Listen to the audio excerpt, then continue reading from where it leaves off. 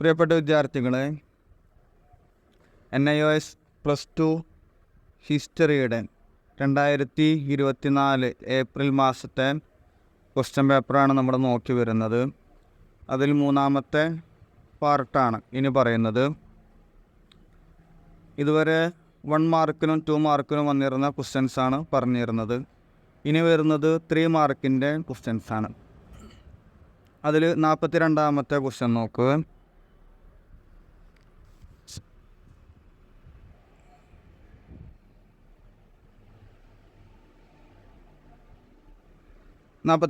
Question, explain the characteristics features of the Gandhara school of arts.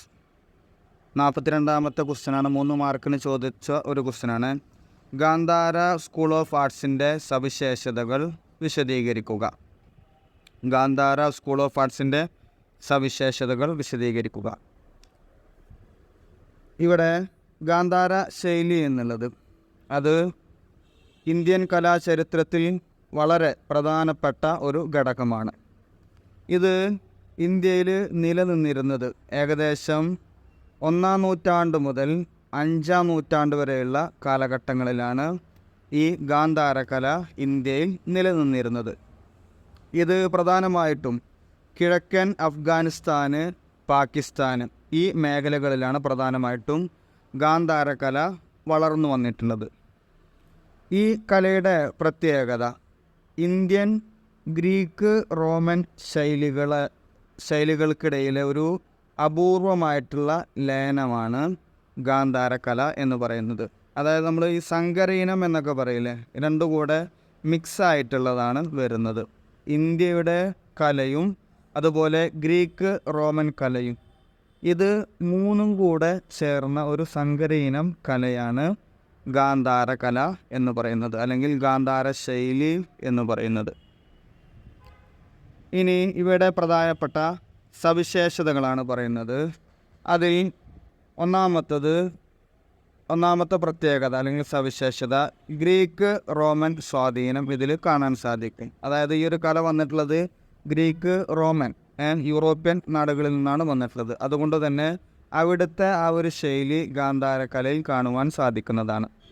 ഈ ശൈലിയിൽ Greek, Roman ശില്പകലയുടെ ഗുണങ്ങൾ പ്രകടമാകുന്നതാണ്. മാത്രമല്ല ഇതിൽ മനുഷ്യരൂപങ്ങളുടെ യഥാർത്ഥ ചിത്രീകരണം, അതുപോലെ ശരീരവിന്യാസം, തനതായ മുഖലക്ഷണങ്ങൾ എന്നിവയിൽ ഈ സ്വാധീനം കാണുവാൻ സാധിക്കും. അതായത് മുമ്പൊക്കെ ഉണ്ടായിരുന്ന രീതിയിലല്ല, പിന്നീട് കലകൾ അല്ലെങ്കിൽ മനുഷ്യ രൂപങ്ങളൊക്കെ നിർമ്മിക്കുമ്പോൾ അതിൻ്റെ യഥാർത്ഥ രൂപം വരുന്ന രീതിയിലേക്ക് മാറി. അതുപോലെ ശരീരവിന്യാസം, അവയവങ്ങൾ, പിന്നെ മുഖലക്ഷണങ്ങൾ, മുഖത്തേക്ക് നോക്കിക്കഴിഞ്ഞാൽ ആരുടെ പ്രതിമയാണോ ഉണ്ടാക്കിയിരിക്കുന്നത് അതിൻ്റെ യഥാർത്ഥ ഒരു ചിത്രം പോലെ നമുക്ക് ഗാന്ധാര കലയിൽ വീക്ഷിക്കുവാൻ സാധിക്കുന്നതാണ്. ഒന്നാമത്തെ സവിശേഷത ഗ്രീക്ക്, റോമൻ സ്വാധീനം. ഇനി നെക്സ്റ്റ് രണ്ടാമത്തത് വരുന്നത് ബുദ്ധൻ്റെ ആകൃതികൾ. ഇവിടെ ആദ്യമായി ബുദ്ധൻ്റെ മനുഷ്യരൂപത്തിലാണ് ഗാന്ധാര കല ചിത്രീകരിച്ചിരിക്കുന്നത്. ആദ്യമായി ബുദ്ധനെ മനുഷ്യരൂപത്തിൽ ചിത്രീകരിച്ചത് ഗാന്ധാര ശൈലിയാണ്. അതിന് മുമ്പൊക്കെ ഗാന്ധാര ശൈലി വരുന്നതിന് മുമ്പ് ബോധിവൃക്ഷത്തിൻ്റെയോ അല്ലെങ്കിൽ നമ്മൾ ആൽത്തറയിൽ ഇരിക്കുന്ന ആ ഒരു രൂപമൊക്കെ മാത്രമേ ഉണ്ടായിരുന്നുള്ളൂ. പിന്നീട് ഇന്ന് കാണുന്ന ബുദ്ധൻ്റെ ആ ഒരു രൂപം യഥാർത്ഥ രൂപത്തിൽ കൊണ്ടുവന്നത് ഗാന്ധാര കല വന്നതിന് ശേഷമാണ്.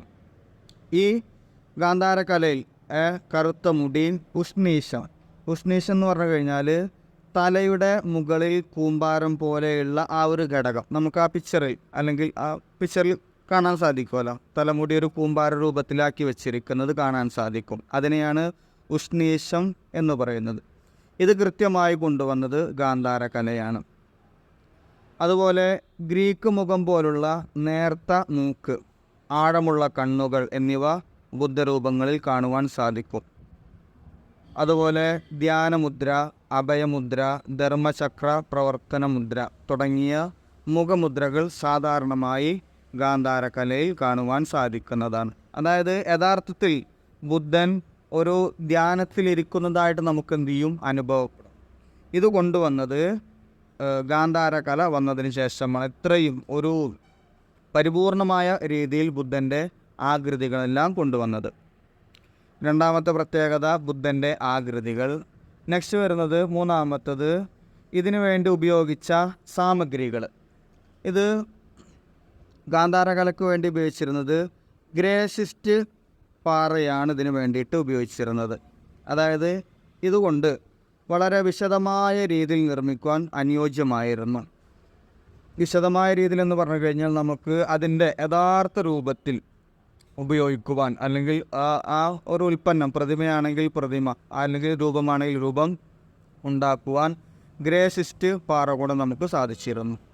പിന്നീട് ഇത് സ്റ്റെക്കോ പോലുള്ള തണുപ്പിൽ ഉരുണ്ട ചളിക്കല്ലുകളും ഈ ഗാന്ധാരകലയ്ക്ക് വേണ്ടിയിട്ട് ഉപയോഗിച്ചിരുന്നു. ശേഷം സ്റ്റെക്കോ പോലുള്ള തണുപ്പിൽ ഉരുണ്ട ചളിക്കല്ലുകളും ഇതിനു വേണ്ടിയിട്ട് ഉപയോഗിച്ചിരുന്നു. നാലാമത്തെ കാര്യം വിഷയങ്ങൾ. അതായത് ഈ ഗാന്ധാരകല ഉപയോഗിക്കുമ്പോൾ അതിൽ എല്ലാ കാര്യങ്ങളും വളരെ കൃത്യമായിട്ടുള്ള രീതിയിലാണ് എന്നുള്ളതാണ് പറയുന്നത്. മാത്രമല്ല ബുദ്ധൻ്റെ പ്രതിമയ്ക്ക് പുറമെ മറ്റുള്ള പ്രതിമകളും ഈ ഗാന്ധാരകല കൊണ്ട് നിർമ്മിച്ചിട്ടുണ്ട്. ബുദ്ധൻ്റെ ജീവിതത്തിലെയും ജാതക കഥകളിലെയും രംഗങ്ങൾ വളരെ പ്രധാനമാണ്. അതിൽ നിന്നെല്ലാം നമുക്ക് മനസ്സിലാക്കാൻ ഈ ഗാന്ധാരകല ഉപയോഗിച്ചുകൊണ്ടാണ് ബുദ്ധൻ്റെ പ്രതിമകൾ ഉണ്ടാക്കിയിരിക്കുന്നതെന്ന് മനസ്സിലാക്കുവാൻ സാധിക്കും. ബോധിപ്രാപ്തി, ആദ്യ പ്രഭാഷണം, പരിനിർവാണം തുടങ്ങിയ പ്രധാന സംഭവങ്ങൾ ചിത്രീകരിച്ചിട്ടുണ്ട്. അദ്ദേഹത്തിൻ്റെ ബോധിപ്രാപ്തി, ആ ധ്യാനത്തിലിരിക്കുന്ന രീതിയിലുള്ളത്, പിന്നെ അദ്ദേഹത്തിൻ്റെ ആദ്യ പ്രഭാഷണങ്ങൾ, പിന്നെ പരിനിർവാണം, അദ്ദേഹത്തിൻ്റെ അദ്ദേഹത്തിൻ്റെ ജീവിതത്തിൻ്റെ അവസാന നിമിഷങ്ങൾ, നമ്മൾ മരണപ്പെടുമെന്ന് പറയാൻ സാധിക്കുകയില്ല, സമാധിയാവുക എന്നൊക്കെ പറയില്ലേ, അതിനെയാണ് പരിനിർവാണം കൊണ്ട് ഉദ്ദേശിക്കുന്നത്. അപ്പോൾ ഈ കാര്യങ്ങളൊക്കെ ഇവരുടെ ഗാന്ധാരകലയിൽ വളരെ കൃത്യമായിട്ട് കൊണ്ടുവന്നിട്ടുണ്ട്. അതുപോലെ ഇതിൻ്റെ പുറമെ വ്യത്യസ്ത രൂപങ്ങൾ ഗാന്ധാരകല ഉപയോഗിച്ച് നിർമ്മിച്ചിട്ടുണ്ട്.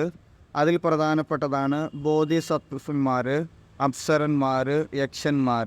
അതായത് ഇതുമായി ബന്ധപ്പെട്ടിട്ടുള്ള ദൈവിക രൂപങ്ങളിൽ അവരുടെ ഓരോ ഭാവന കഥാപാത്രങ്ങളാണ് ഇവകൾ. ഈ അപ്സരന്മാരും യക്ഷന്മാരും അതുപോലെ മുതിർന്ന അല്ലെങ്കിൽ പ്രധാനപ്പെട്ട സന്യാസിമാരുടെ രൂപങ്ങളൊക്കെ ഈ ഗാന്ധാരകല കൊണ്ട് നിർമ്മിച്ചിട്ടുണ്ട്.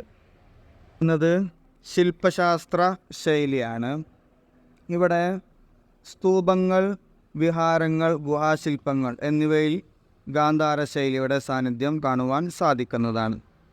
ഈ ഗാന്ധാരകലയുടെ വിശദമായ പഠനത്തിൽ നിന്ന് ധാരാളം സ്തൂപങ്ങൾ, വിഹാരങ്ങൾ, ഗുഹാശില്പങ്ങളൊക്കെ നിർമ്മിച്ചതായിട്ട് കാണുവാൻ സാധിക്കും. പിന്നെ മാത്രമല്ല ഗോപുരങ്ങൾ, തുരങ്കങ്ങൾ, മതിലുകൾ എന്നിവയിലും സമൃദ്ധമായിട്ടുള്ള അലങ്കാര പ്രക്രിയകൾ ഈ ഗാന്ധാര ശൈലിയിലൂടെ നിർമ്മിച്ചിട്ടുണ്ട്. ഈ കാര്യങ്ങളാണ് പ്രധാനമായിട്ടും ഗാന്ധാരകലയുടെ പ്രത്യേകതകളായിട്ട്, സവിശേഷതകളായിട്ട് വരുന്നത്. ഇതിൻ്റെ നോട്ട്സ് ഒന്ന് എഴുതിയെടുക്കാം. പ്രധാന സവിശേഷതകൾ: ഒന്നാമത്തത് ഗ്രീക്ക് റോമൻ സ്വാധീനം, 2 ബുദ്ധൻ്റെ ആകൃതികൾ, 3 ഉപയോഗിച്ച സാമഗ്രികൾ, 4 വിഷയങ്ങൾ, 5 ശില്പശാസ്ത്ര ശൈലി. നോട്ട്സ് എഴുതിയെടുക്കാം. 43ാമത്തെ ക്വസ്റ്റ്യനാണ്, 3 മാർക്കിൻ്റെ തന്നെ 43ാമത്തെ question. What measures did Balban take to emphasize that the sultan had absolute powers? Describe. സുൽത്താന് സമ്പൂർണ്ണ അധികാരങ്ങളുണ്ടെന്ന് ഊന്നിപ്പറയുവാൻ വേണ്ടി ബാൽബൻ സ്വീകരിച്ച നടപടികൾ എന്തെല്ലാമാണ്? ബാൽബൻ ഡൽഹി സുൽത്താനായിരുന്നപ്പോൾ സുൽത്താൻ്റെ അധികാരം സമ്പൂർണ്ണമാണെന്ന് ഊന്നിപ്പറയുവാൻ വേണ്ടി അദ്ദേഹം നിരവധി നടപടികൾ സ്വീകരിച്ചിട്ടുണ്ട്. അതിൽ പ്രധാനപ്പെട്ട കാര്യങ്ങളാണ് താഴെ പറയുന്നത്. ഒന്നാമത്തെ കാര്യം, ദൈവിക അവകാശം ഊട്ടിയുറപ്പിച്ചു. മിക്ക രാജാക്കന്മാരും അവർ ദൈവത്തിൻ്റെ പ്രതിപുരുഷന്മാരാണ് എന്ന് വരുത്തി തീർക്കുവാൻ വേണ്ടിയിട്ട് പല കാര്യങ്ങളും പറഞ്ഞിട്ടുണ്ട്. ബാൽബനും അതുപോലെ തന്നെയാണ്. ദൈവിക അവകാശം ഊട്ടിയുറപ്പിച്ചു. സുൽത്താൻ ദൈവത്തിൻ്റെ പ്രതിപുരുഷനാണെന്നും അദ്ദേഹത്തെ അനുസരിക്കുന്നത് ദൈവത്തെ അനുസരിക്കുന്നതിന് തുല്യമാണെന്നും ബാൽബൻ പ്രഖ്യാപിച്ചിട്ടുണ്ട്. അപ്പോൾ താൻ ദൈവത്തിൻ്റെ പ്രതിപുരുഷനാണെന്ന് ബാൽബൻ പ്രഖ്യാപിച്ചു. സുൽത്താൻ ദൈവത്തിൽ നിന്ന് നേരിട്ട് അധികാരം ലഭിച്ച ആളാണെന്ന് സ്ഥാപിക്കുവാൻ അദ്ദേഹം ശ്രമിച്ചിരുന്നു. ഇതിനുവേണ്ടി സില്ലെ ഇലാഹി, അതിൻ്റെ അർത്ഥം ദൈവത്തിൻ്റെ നിഴൽ, സില്ലെ ഇലാഹി ദൈവത്തിൻ്റെ നിഴൽ എന്ന പദം ഉപയോഗിച്ച് സുൽത്താൻ തൻ്റെ അധികാരം ദൈവദത്തമാണെന്ന് വരുത്തി തീർക്കുവാൻ അദ്ദേഹം പ്രചരണം നടത്തിയിരുന്നു. അപ്പോൾ ഒന്നാമത്തെ കാര്യം, ബാൽബൻ സ്വീകരിച്ചിരുന്ന ഒന്നാമത്തെ നടപടി ദൈവിക അവകാശം ഊട്ടിയുറപ്പിച്ചിരുന്നു. ഇനി ഒരു മാർക്കിനൊക്കെ ചോദിക്കുന്ന ഒരു ക്വസ്റ്റ്യനാണ്, സില്ലെ ഇലാഹി ദൈവത്തിൻ്റെ നിഴൽ എന്നുള്ള പദം പ്രയോഗിച്ചിരുന്നത് സ്വീകരിച്ച വ്യക്തി ആരാണ്? ബാൽബനാണ്. ഇനി നെക്സ്റ്റ് രണ്ടാമത്തെ കാര്യം, ചാലിസയുടെ അധികാരങ്ങൾ വെട്ടിച്ചുരുക്കി. ചാലിസ എന്ന് പറഞ്ഞു കഴിഞ്ഞാൽ തുർക്കിഷ് നാടുവാഴികളാണ്. അതായത് ബാൽബൻ്റെ മുൻഗാമികളുടെ കാലത്ത് അധികാരം കൈയാളിയിരുന്ന ചാലിസ എന്നറിയപ്പെടുന്ന 40 തുർക്കിഷ് നാടുവാഴികളുണ്ടായിരുന്നു. അതായത് 40 അംഗങ്ങൾ ചേർന്ന ഒരു കൂട്ടായ്മയാണ് ഭരണം നടത്തിയിരുന്നത്. അല്ലെങ്കിൽ അവർക്ക് രാജാവിൻ്റെ അതേപോലെ തന്നെ ഭരണകാര്യങ്ങളിൽ അവർക്കും ഒരു അധികാരമുണ്ടായിരുന്നു. ബാൽബൻ അധികാരത്തിൽ വന്നതിന് ശേഷം ഈ ചാലിസയുടെ അല്ലെങ്കിൽ ഈ ചാലിസ എന്ന് പറയപ്പെടുന്ന നാടുവാഴികളുടെ അധികാരം അവരുടെ ആ ഒരു കൂട്ടായ്മയെ തന്നെ ദുർബലപ്പെടുത്തി. അവർക്ക് ഇനി ഒരു സ്ഥാനമില്ല എന്നുള്ളത് കൊണ്ടുവന്നു. അവരെ അധികാരത്തിൽ നിന്ന് അകറ്റുകയും അവരുടെ സ്വാധീനം കുറക്കുകയും ചെയ്തിട്ടുണ്ട്. ഇത് സുൽത്താൻ്റെ അധികാരം കൂടുതൽ കേന്ദ്രീകൃതമാക്കുവാൻ സഹായിച്ചു. അപ്പോൾ ബാൽബൻക്ക് ഒന്നുകൂടെ സ്വതന്ത്രമായിട്ട് ഭരിക്കുവാൻ വേണ്ടിയിട്ടാണ് ചാലിസ എന്ന് പറയുന്ന തുർക്കിഷ് നാടുവാഴികളുടെ അധികാരം പൂർണ്ണമായിട്ടും ഒഴിവാക്കിയത്. നെക്സ്റ്റ് മൂന്നാമത്തെ കാര്യം, കർശനമായ കോടതി മര്യാദകൾ നടപ്പിലാക്കി. സുൽത്താൻ്റെ മഹത്വവും അധികാരവും ഊന്നി പറയുന്ന കർശനമായ മര്യാദകൾ ബാൽബൻ കൊട്ടാരത്തിൽ നടപ്പിലാക്കിയിട്ടുണ്ട്. അതിലൊന്നായിരുന്നു സിജിദ. നമ്മൾ സുജൂദ് ചെയ്യുക എന്നൊക്കെ പറയും അറബിയിൽ, സുജൂദ് ചെയ്യുക. സിജിദ എന്ന് പറഞ്ഞാൽ മുട്ടുകുത്തി തല കുനിച്ച് വന്നിക്കുക. നമ്മൾ ഒരാളുടെ കാൽക്കൾ നെറ്റിത്തടം നിലത്ത് വെക്കുമല്ലോ, അതിനെയാണ് സിജിദ എന്ന് പറയുന്നത്, മുട്ടുകുത്തി തല കുനിച്ച് വന്നിക്കുക. പിന്നെ മറ്റൊന്ന് പൈബോസ് എന്ന് പറഞ്ഞാൽ സുൽത്താൻ്റെ പാദങ്ങളിൽ ചുംബിക്കുക. നിലത്ത് ചുംബിക്കുന്നതിന് പകരം സുൽത്താൻ്റെ പാദങ്ങളിൽ ചുംബിക്കുക. ഇത്തരത്തിൽ കർശനമായ കോടതി മര്യാദകൾ അല്ലെങ്കിൽ ചില ആചാരങ്ങൾ ബാൽബൻ കൊണ്ടുവന്നിട്ടുണ്ട്. ഇത് സുൽത്താൻ്റെ ദൈവികവും സമ്പൂർണവുമായിട്ടുള്ള അധികാരത്തെക്കുറിച്ച് ജനങ്ങളിൽ ഒരു ഭയം സൃഷ്ടിക്കുവാൻ സഹായിച്ചിട്ടുണ്ട്. മൂന്നാമത്തെ കാര്യം, കർശനമായ കോടതി മര്യാദകൾ നടപ്പിലാക്കി. നെക്സ്റ്റ് നാലാമത്തത്, ശക്തമായ സൈന്യം കെട്ടിപ്പടുത്തു. ഇദ്ദേഹത്തിൻ്റെ ഏതൊരു രാജാവിൻ്റെയും ശക്തി എന്ന് പറയുന്നത് അദ്ദേഹത്തിൻ്റെ സൈന്യമാണ്. ഇവിടെയും ബാൽബൻ ഒരു ശക്തമായ സൈന്യത്തെ ഉണ്ടാക്കിയിട്ടുണ്ട്. ഒരു ശക്തവും അച്ചടക്കവുമുള്ള സൈന്യം ബാൽബൻ രൂപീകരിച്ചു.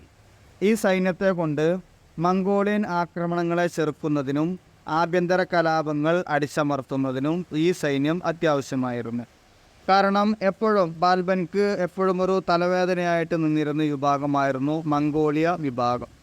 അവർ പലപ്പോഴും ബാൽബൻ്റെ സുഗമമായിട്ടുള്ള ഭരണത്തിന് ഒരു തലവേദനയായിരുന്നു.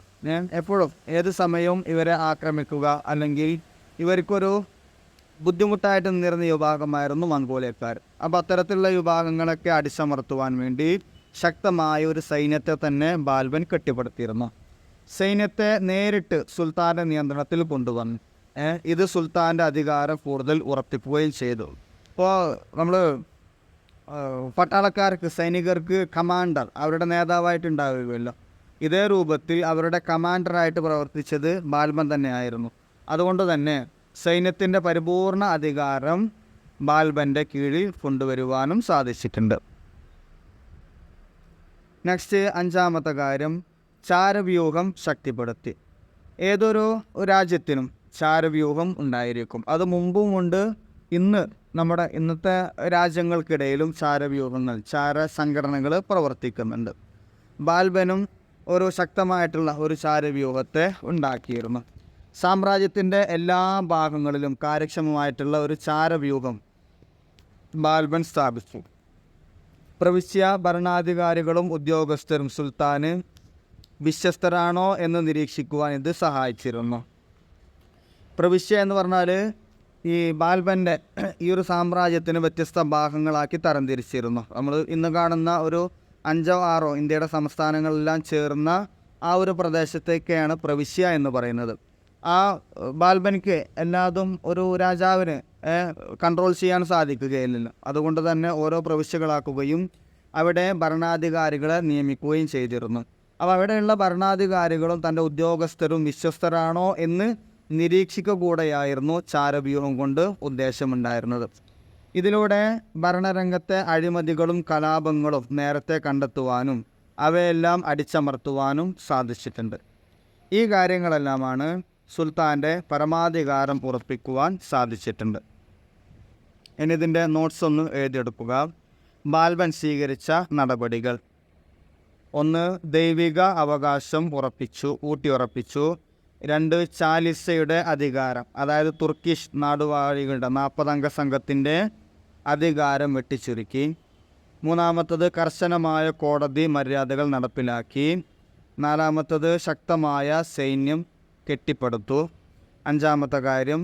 ചാരവ്യൂഹം ശക്തിപ്പെടുത്തി. ഇനി നെക്സ്റ്റ് 3 മാർക്കിൻ്റെ തന്നെ മറ്റൊരു ക്വസ്റ്റ്യനാണ്. 44ാമത്തെ ക്വസ്റ്റ്യനാണ്. Describe any 3 important points of treaty signed between the Mughals and Bijapur in 1636. 1636 മുഗളന്മാരും ബീജാപ്പൂരും തമ്മിൽ ഒപ്പുവെച്ച ഉടമ്പടി ദക്ഷിണേന്ത്യയിലെ രാഷ്ട്രീയ സാഹചര്യത്തിൽ ഒരു പ്രധാന വഴിത്തിരിവായിരുന്നു. ഈ ഉടമ്പടിയിലെ 3 പ്രധാനപ്പെട്ട വ്യവസ്ഥകൾ വിശദീകരിക്കുക. അതിൻ്റെ ആൻസർ നോക്കൂ. 1-ാമത്തെ കാര്യം, മുഗൾ മേൽക്കോയ്മയെ അംഗീകരിക്കുക. 1-ാമത്തെ കാര്യം മുഗൾ മേൽക്കോയ്മയെ അംഗീകരിക്കുക. ഇതിൽ ബീജാപ്പൂർ സുൽത്താനായിരുന്ന ആദിൽ ഷാ മുഗൾ സാമ്രാജ്യത്തിൻ്റെ മേൽക്കോയ്മയെ അംഗീകരിച്ചു. ഇത് ബീജാപ്പൂർ ഒരു സ്വതന്ത്ര രാജ്യമായിട്ടും മുഗളന്മാരുടെ പരമാധികാരം അംഗീകരിക്കുന്നു എന്നതിൻ്റെ സൂചനയായിരുന്നു ഇത്. അപ്പോൾ 1-ാമത്തെ വ്യവസ്ഥ മുഗൾ മേൽക്കോയ്മയെ അംഗീകരിക്കുക, അതായത് മുഗൾ സാമ്രാജ്യത്തിൻ്റെ കീഴിലാണ് ബീജാപ്പൂർ വരുന്നത് എന്നുള്ള ആ ഒരു വ്യവസ്ഥ അംഗീകരിക്കുക. 2-ാമത്തെ കാര്യം നഷ്ടപരിഹാരം നൽകുക. 2-ാമത്തേത് നഷ്ടപരിഹാരം നൽകുക. ബീജാപ്പൂർ മുഗളന്മാർക്ക് 20 ലക്ഷം രൂപ നഷ്ടപരിഹാരമായിട്ട് നൽകുവാൻ സമ്മതിച്ചു. ഇതിൽ നിന്ന് നമുക്ക് എന്ത് മനസ്സിലാക്കാം? മുഗൾ ശക്തിയുടെ ഒരു അംഗീകാരവും അവർക്ക് സാമ്പത്തിക നേട്ടവും നൽകി. ഇത് മുഗൾ ശക്തിയുടെ ഒരു അംഗീകാരവും അവർക്ക് സാമ്പത്തിക നേട്ടവും നൽകിയിരുന്നു. അതായത് മുഗളന്മാർക്ക് 20 ലക്ഷം രൂപ ലഭിക്കുകയും ചെയ്തു. മാത്രമല്ല മുഗളന്മാരെ ബീജാപ്പൂർ അംഗീകരിക്കുന്നു എന്നുള്ള ആ ഒരു അംഗീകാരവും അവർക്ക് ഈ വ്യവസ്ഥ നൽകിയിട്ടുണ്ട്. 3-ാമത്തെ കാര്യം ഗോൽക്കൊണ്ടയുടെ കാര്യത്തിൽ ഇടപെടാതിരിക്കുക. ഗോൽക്കൊണ്ട എന്ന് പറഞ്ഞു കഴിഞ്ഞാൽ വളരെ പ്രശസ്തമായിട്ടുള്ള ഒരു കോട്ടയാണ് ഗോൽക്കൊണ്ട കോട്ട. അപ്പോൾ ഈ പ്രദേശങ്ങളിൽ ബീജാപ്പൂർ ഗോൽക്കൊണ്ടയുടെ ആഭ്യന്തര കാര്യങ്ങളിൽ ഇടപെടില്ലെന്ന് ഉറപ്പ് നൽകി. ബീജാപ്പൂറും ഗോൽക്കൊണ്ടയും തമ്മിലുള്ള ഭാവി തർക്കങ്ങളിൽ മുഗൾ ചക്രവർത്തി ഒരു മധ്യസ്ഥനായി പ്രവർത്തിക്കുമെന്നും ഈ ഉടമ്പടിയിൽ വ്യവസ്ഥ ചെയ്തിരുന്നു. ഇനി പിന്നീട് എന്തെങ്കിലും പ്രശ്നങ്ങൾ ഉണ്ടായിക്കഴിഞ്ഞാൽ ബീജാപ്പൂറിൻ്റെയും ഗോൽക്കൊണ്ടയുടെയും പ്രശ്നത്തിൽ ഇടപെടുവാൻ മുഗൾ ചക്രവർത്തി ഇടപെടുമെന്ന് ഈ ഉടമ്പടിയിൽ വ്യവസ്ഥ ചെയ്യപ്പെട്ടിട്ടുണ്ട്. അതുകൊണ്ട് തന്നെ ഇത് ഡക്കാൻ മേഖലയിൽ മുഗളന്മാരുടെ സ്വാധീനം വർദ്ധിപ്പിക്കുവാനും സഹായിച്ചിട്ടുണ്ട്. ഈ ഉടമ്പടി ഡക്കാൻ മേഖലകളിൽ ഒരു താൽക്കാലിക സമാധാനം കൊണ്ടുവരുവാൻ സാധിച്ചിട്ടുണ്ട് എങ്കിലും മുഗളന്മാർക്ക് തങ്ങളുടെ അധികാരം ദക്ഷിണേന്ത്യയിൽ ഊട്ടിയുറപ്പിക്കുവാൻ ഈ ഒരു വ്യവസ്ഥ സഹായിക്കുകയും ചെയ്തിട്ടുണ്ട്. എന്നാലും പിന്നീട് മുഗളന്മാരുടെ കാലത്തിന് ശേഷം ഔറംഗസീബിൻ്റെ ഭരണകാലത്ത് ഈ ഉടമ്പടികൾ ലംഘിക്കപ്പെടുകയും ഡെക്കാൻ രാജ്യങ്ങൾ മുഗൾ സാമ്രാജ്യത്തോട് ചേർക്കപ്പെടുകയും ചെയ്തിട്ടുണ്ട്. ഓക്കെ, അപ്പോൾ ഈ കാര്യങ്ങളാണ് പ്രധാനമായിട്ടും ഉടമ്പടിയിലെ വ്യവസ്ഥകളായിട്ട് വരുന്നത്. ഇതിൻ്റെ നോട്ട്സ് ഒന്ന് എഴുതിയെടുക്കുക. ഉടമ്പടിയിലെ പ്രധാന വ്യവസ്ഥകൾ 3 കാര്യങ്ങളാണ്, 3 വ്യവസ്ഥകളാണ് എക്സാമിന് ചോദിച്ചിട്ടുള്ളത്. ഒന്നാമത്തത് മുഗൾ മേൽക്കോയ്മയെ അംഗീകരിക്കുക. 2 നഷ്ടപരിഹാരം നൽകുക. 3 ഗോൽക്കൊണ്ടയുടെ കാര്യങ്ങളിൽ ഇടപെടാതിരിക്കുക. ഇനി നെക്സ്റ്റ് 44ാമത്തെ ക്വസ്റ്റ്യനിൽ തന്നെ ഒരു ഓപ്ഷണൽ ബി ക്വസ്റ്റ്യൻ വരുന്നത് നോക്കൂ. Describe the 3 important officials at the level of Pargana under the Delhi sultanate. Delhi sultanate ഭരണകാലത്ത് ഗ്രാമങ്ങളുടെ ഒരു കൂട്ടമായ പർഗാന എന്ന പ്രാദേശിക ഭരണവിഭാഗത്തിന് കീഴിൽ പ്രവർത്തിച്ചിരുന്ന പ്രധാനപ്പെട്ട 3 ഉദ്യോഗസ്ഥന്മാരെ കുറിച്ച് വിവരിക്കുക. അതിൻ്റെ ആൻസർ നോക്കും. ഒന്നാമത്തത് ചൗധരി. ചൗധരി എന്ന് പറഞ്ഞാൽ പർഗാനയിലെ ഏറ്റവും ഉയർന്ന ഗ്രാമീണ ഉദ്യോഗസ്ഥന് പറയുന്ന പേരാണ് ചൗധരി. ഇദ്ദേഹത്തിൻ്റെ ഡ്യൂട്ടി ഭൂനികുതി പിരിക്കുന്നതിൽ സർക്കാരിനോട് നേരിട്ട് ഉത്തരവാദിത്തമുള്ളയാളാണ് ചൗധരി. ഗ്രാമീണ പ്രമുഖനും പലപ്പോഴും പ്രാദേശിക തർക്കങ്ങൾ പരിഹരിക്കുന്നതിലും പ്രധാന പങ്ക് വഹിച്ചിരുന്നത് ചൗധരിയാണ്. അതിനൊക്കെയുള്ള ഉത്തരവാദിത്തം ഉണ്ടായിരുന്നത് ചൗധരിക്കായിരുന്നു. നെക്സ്റ്റ് രണ്ടാമത്തത് ആമിൽ. ആമിലിൻ്റെ പ്രധാനപ്പെട്ട ജോലി വരുമാനം പിരിച്ചെടുക്കുന്നതിനുള്ള പ്രധാനപ്പെട്ട ഉദ്യോഗസ്ഥൻ ആമിലായിരുന്നു. വരുമാനം പിരിച്ചെടുക്കുന്നതിനുള്ള പ്രധാന ഉദ്യോഗസ്ഥനായിരുന്നു ഇദ്ദേഹം. വിവിധ ഗ്രാമങ്ങളിൽ നിന്ന് നികുതി ശേഖരിക്കുന്നതിനും അവ കേന്ദ്ര സർക്കാരിലേക്ക് എത്തിക്കുന്നതിനുമുള്ള ഉത്തരവാദിത്തം ആമിലിനാണ് ഉണ്ടായിരുന്നത്. രണ്ടാമത്തത് ആമിൽ. മൂന്നാമത്തത് കാർക്കൂൻ. കാർക്കൂൻ എന്ന് പറഞ്ഞാൽ പർഗാനയിലെ അക്കൗണ്ടൻ്റ് ആയിരുന്നു, ക്ലർക്ക്. കണക്കുമായി ബന്ധപ്പെട്ട കാര്യങ്ങൾ നോക്കുന്നത് കാർക്കൂനാണ്. ഭൂമിയുടെയും വരുമാനത്തിൻ്റെയും രേഖകൾ കൃത്യമായി സൂക്ഷിക്കുന്നതിനും നികുതിയുടെ കണക്കുകൾ കൃത്യമായി രേഖപ്പെടുത്തുന്നതിനുമുള്ള ഉത്തരവാദിത്തം കാർക്കൂനാണ് ഉണ്ടായിരുന്നത്. ഈ ഉദ്യോഗസ്ഥൻ പർഗാന തലത്തിൽ ഭരണപരമായിട്ടുള്ള കാര്യങ്ങൾ സുഗമമാക്കുന്നതിലും പ്രത്യേകിച്ച് ഭൂനികുതി പിരിവ് കാര്യക്ഷമമാക്കുന്നതിലും വളരെ പ്രധാനപ്പെട്ട പങ്കാണ് കാർക്കൂൻ വഹിച്ചിരുന്നത്. നെക്സ്റ്റ് മറ്റൊന്ന് വരുന്നത് ഷിക്ദാറാണ്. നാലാമത്തതൊന്ന് വരുന്നത് ഷിക്ദാർ. പർഗാനയിലെ നിയമക്രമം പാലിച്ചിരുന്നത് ഷിക്ദാറായിരുന്നു. സൈനികമായതും പോലീസുമായി ബന്ധപ്പെട്ട മുഴുവൻ കാര്യങ്ങളും കൈകാര്യം ചെയ്യുന്നത് ഷിക്ദാറാണ്. അതായത് നമ്മൾ നിയമവ്യവസ്ഥകൾ അല്ലെങ്കിൽ പോലീസ് സമാധാനത്തിൻ്റെ ചുമതലയുണ്ടായിരുന്നത് ഷിക്ദാറിനാണ്. പർഗാനയിലെ സുരക്ഷയും ഭരണവ്യവസ്ഥയും ഉറപ്പുവരുത്തുവാൻ വേണ്ടി പ്രവർത്തിച്ചിരുന്നത്, അതിനുള്ള ഉത്തരവാദിത്വം ഉണ്ടായിരുന്നത് ഷിക്ദാറിനായിരുന്നു. ഇനി മറ്റൊരു ഉദ്യോഗസ്ഥനാണ് അല്ലെങ്കിൽ ചുമതലയുള്ളയാളാണ് ഗാസി എന്ന് പറയുന്നത്. ഗാസി എന്ന് പറഞ്ഞാൽ ന്യായപ്രവർത്തന വിഭാഗത്തിൻ്റെ പ്രധാനിയായിരുന്നു ഗാസി. അതായത് ഇസ്ലാമിക നിയമപ്രകാരം വിവാദങ്ങൾക്കും കുറ്റകേസുകൾക്കും വിധി നൽകിയിരുന്നത് ഗാസി ആയിരുന്നു. അതായത് ഇസ്ലാമിക നിയമപ്രകാരം ഈ മുഗൾ അതുപോലെ സുൽത്താൻ ഭരണകാലഘട്ടങ്ങളിൽ ഇവിടെ ഭരണം അല്ലെങ്കിൽ കാര്യങ്ങളെല്ലാം ചെയ്തിരുന്നത് ശരീഅത്ത് പ്രകാരമാണ്. ശരീഅത്ത് എന്ന് പറഞ്ഞാൽ ഇസ്ലാമിക നിയമത്തിന് പറയുന്ന പേരാണ് ശരീഅത്ത്. അപ്പോൾ ശരീഅത്തുമായി ബന്ധപ്പെട്ട കാര്യങ്ങളിൽ വിധി പ്രസ്താവിച്ചിരുന്നത് ഗാസിക്കായിരുന്നു. അതിൻ്റെ ചുമതല ഗാസിക്കായിരുന്നു.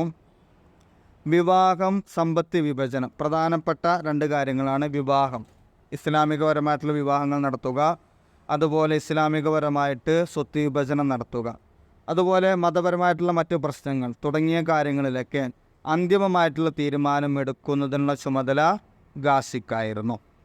അപ്പോൾ ഇവയാണ് സുൽത്താനേറ്റ് കാലഘട്ടത്തിലെ പ്രധാനപ്പെട്ട ഉദ്യോഗസ്ഥന്മാരായിട്ട് വരുന്നത്. ഇതിൻ്റെ നോട്ട്സ് ഒന്ന് എഴുതിയെടുക്കൂ. പ്രധാനപ്പെട്ട ഉദ്യോഗസ്ഥന്മാർ: 1 ചൗധരി, 2 ആമിൽ, 3 കാർക്കൂൻ, 4 ഷിക്ദാർ, 5 ഗാസി. ഇതിന് പുറമെ വേറെ ഉദ്യോഗസ്ഥന്മാരുണ്ട്. 3 എക്സാമിന് ചോദിക്കുകയുള്ളൂ. ഇനി നെക്സ്റ്റ് 45ാമത്തെ ക്വസ്റ്റ്യൻ. ഇത് 3 മാർക്കിന് ചോദിച്ചൊരു ക്വസ്റ്റ്യൻ തന്നെയാണ്. Discuss any 3 methods the British used to expand their empire in India. അധിനിവേശ ശക്തി എന്ന നിലയിൽ ബ്രിട്ടീഷുകാർ ഇന്ത്യയിൽ തങ്ങളുടെ സാമ്രാജ്യം വികസിപ്പിക്കുവാൻ വേണ്ടി നിരവധി തന്ത്രങ്ങൾ ഉപയോഗിച്ചിട്ടുണ്ട്.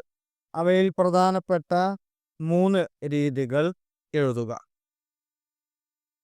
ഇതിൽ ഒന്നാമത്തത് സൈനിക അധിനിവേശവും യുദ്ധങ്ങളും. സൈനിക അധിനിവേശവും യുദ്ധങ്ങളും. ബ്രിട്ടീഷുകാർ തങ്ങളുടെ സാമ്രാജ്യം വികസിപ്പിക്കുവാൻ വേണ്ടി ഏറ്റവും കൂടുതൽ ആശ്രയിച്ച ഒരു മാർഗമായിരുന്നു സൈനിക ശക്തി ഉപയോഗിച്ചുകൊണ്ട് സൈനിക ശക്തി ഉപയോഗിക്കുക.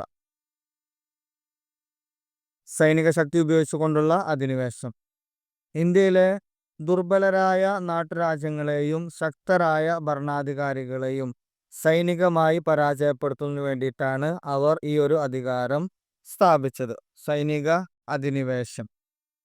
അതിനുള്ള ചില ഉദാഹരണങ്ങൾ കൊടുക്കുന്നുണ്ട്. അതിലൊന്നാമത്തതാണ് പ്ലാസി യുദ്ധം. 1857 പ്ലാസി യുദ്ധം.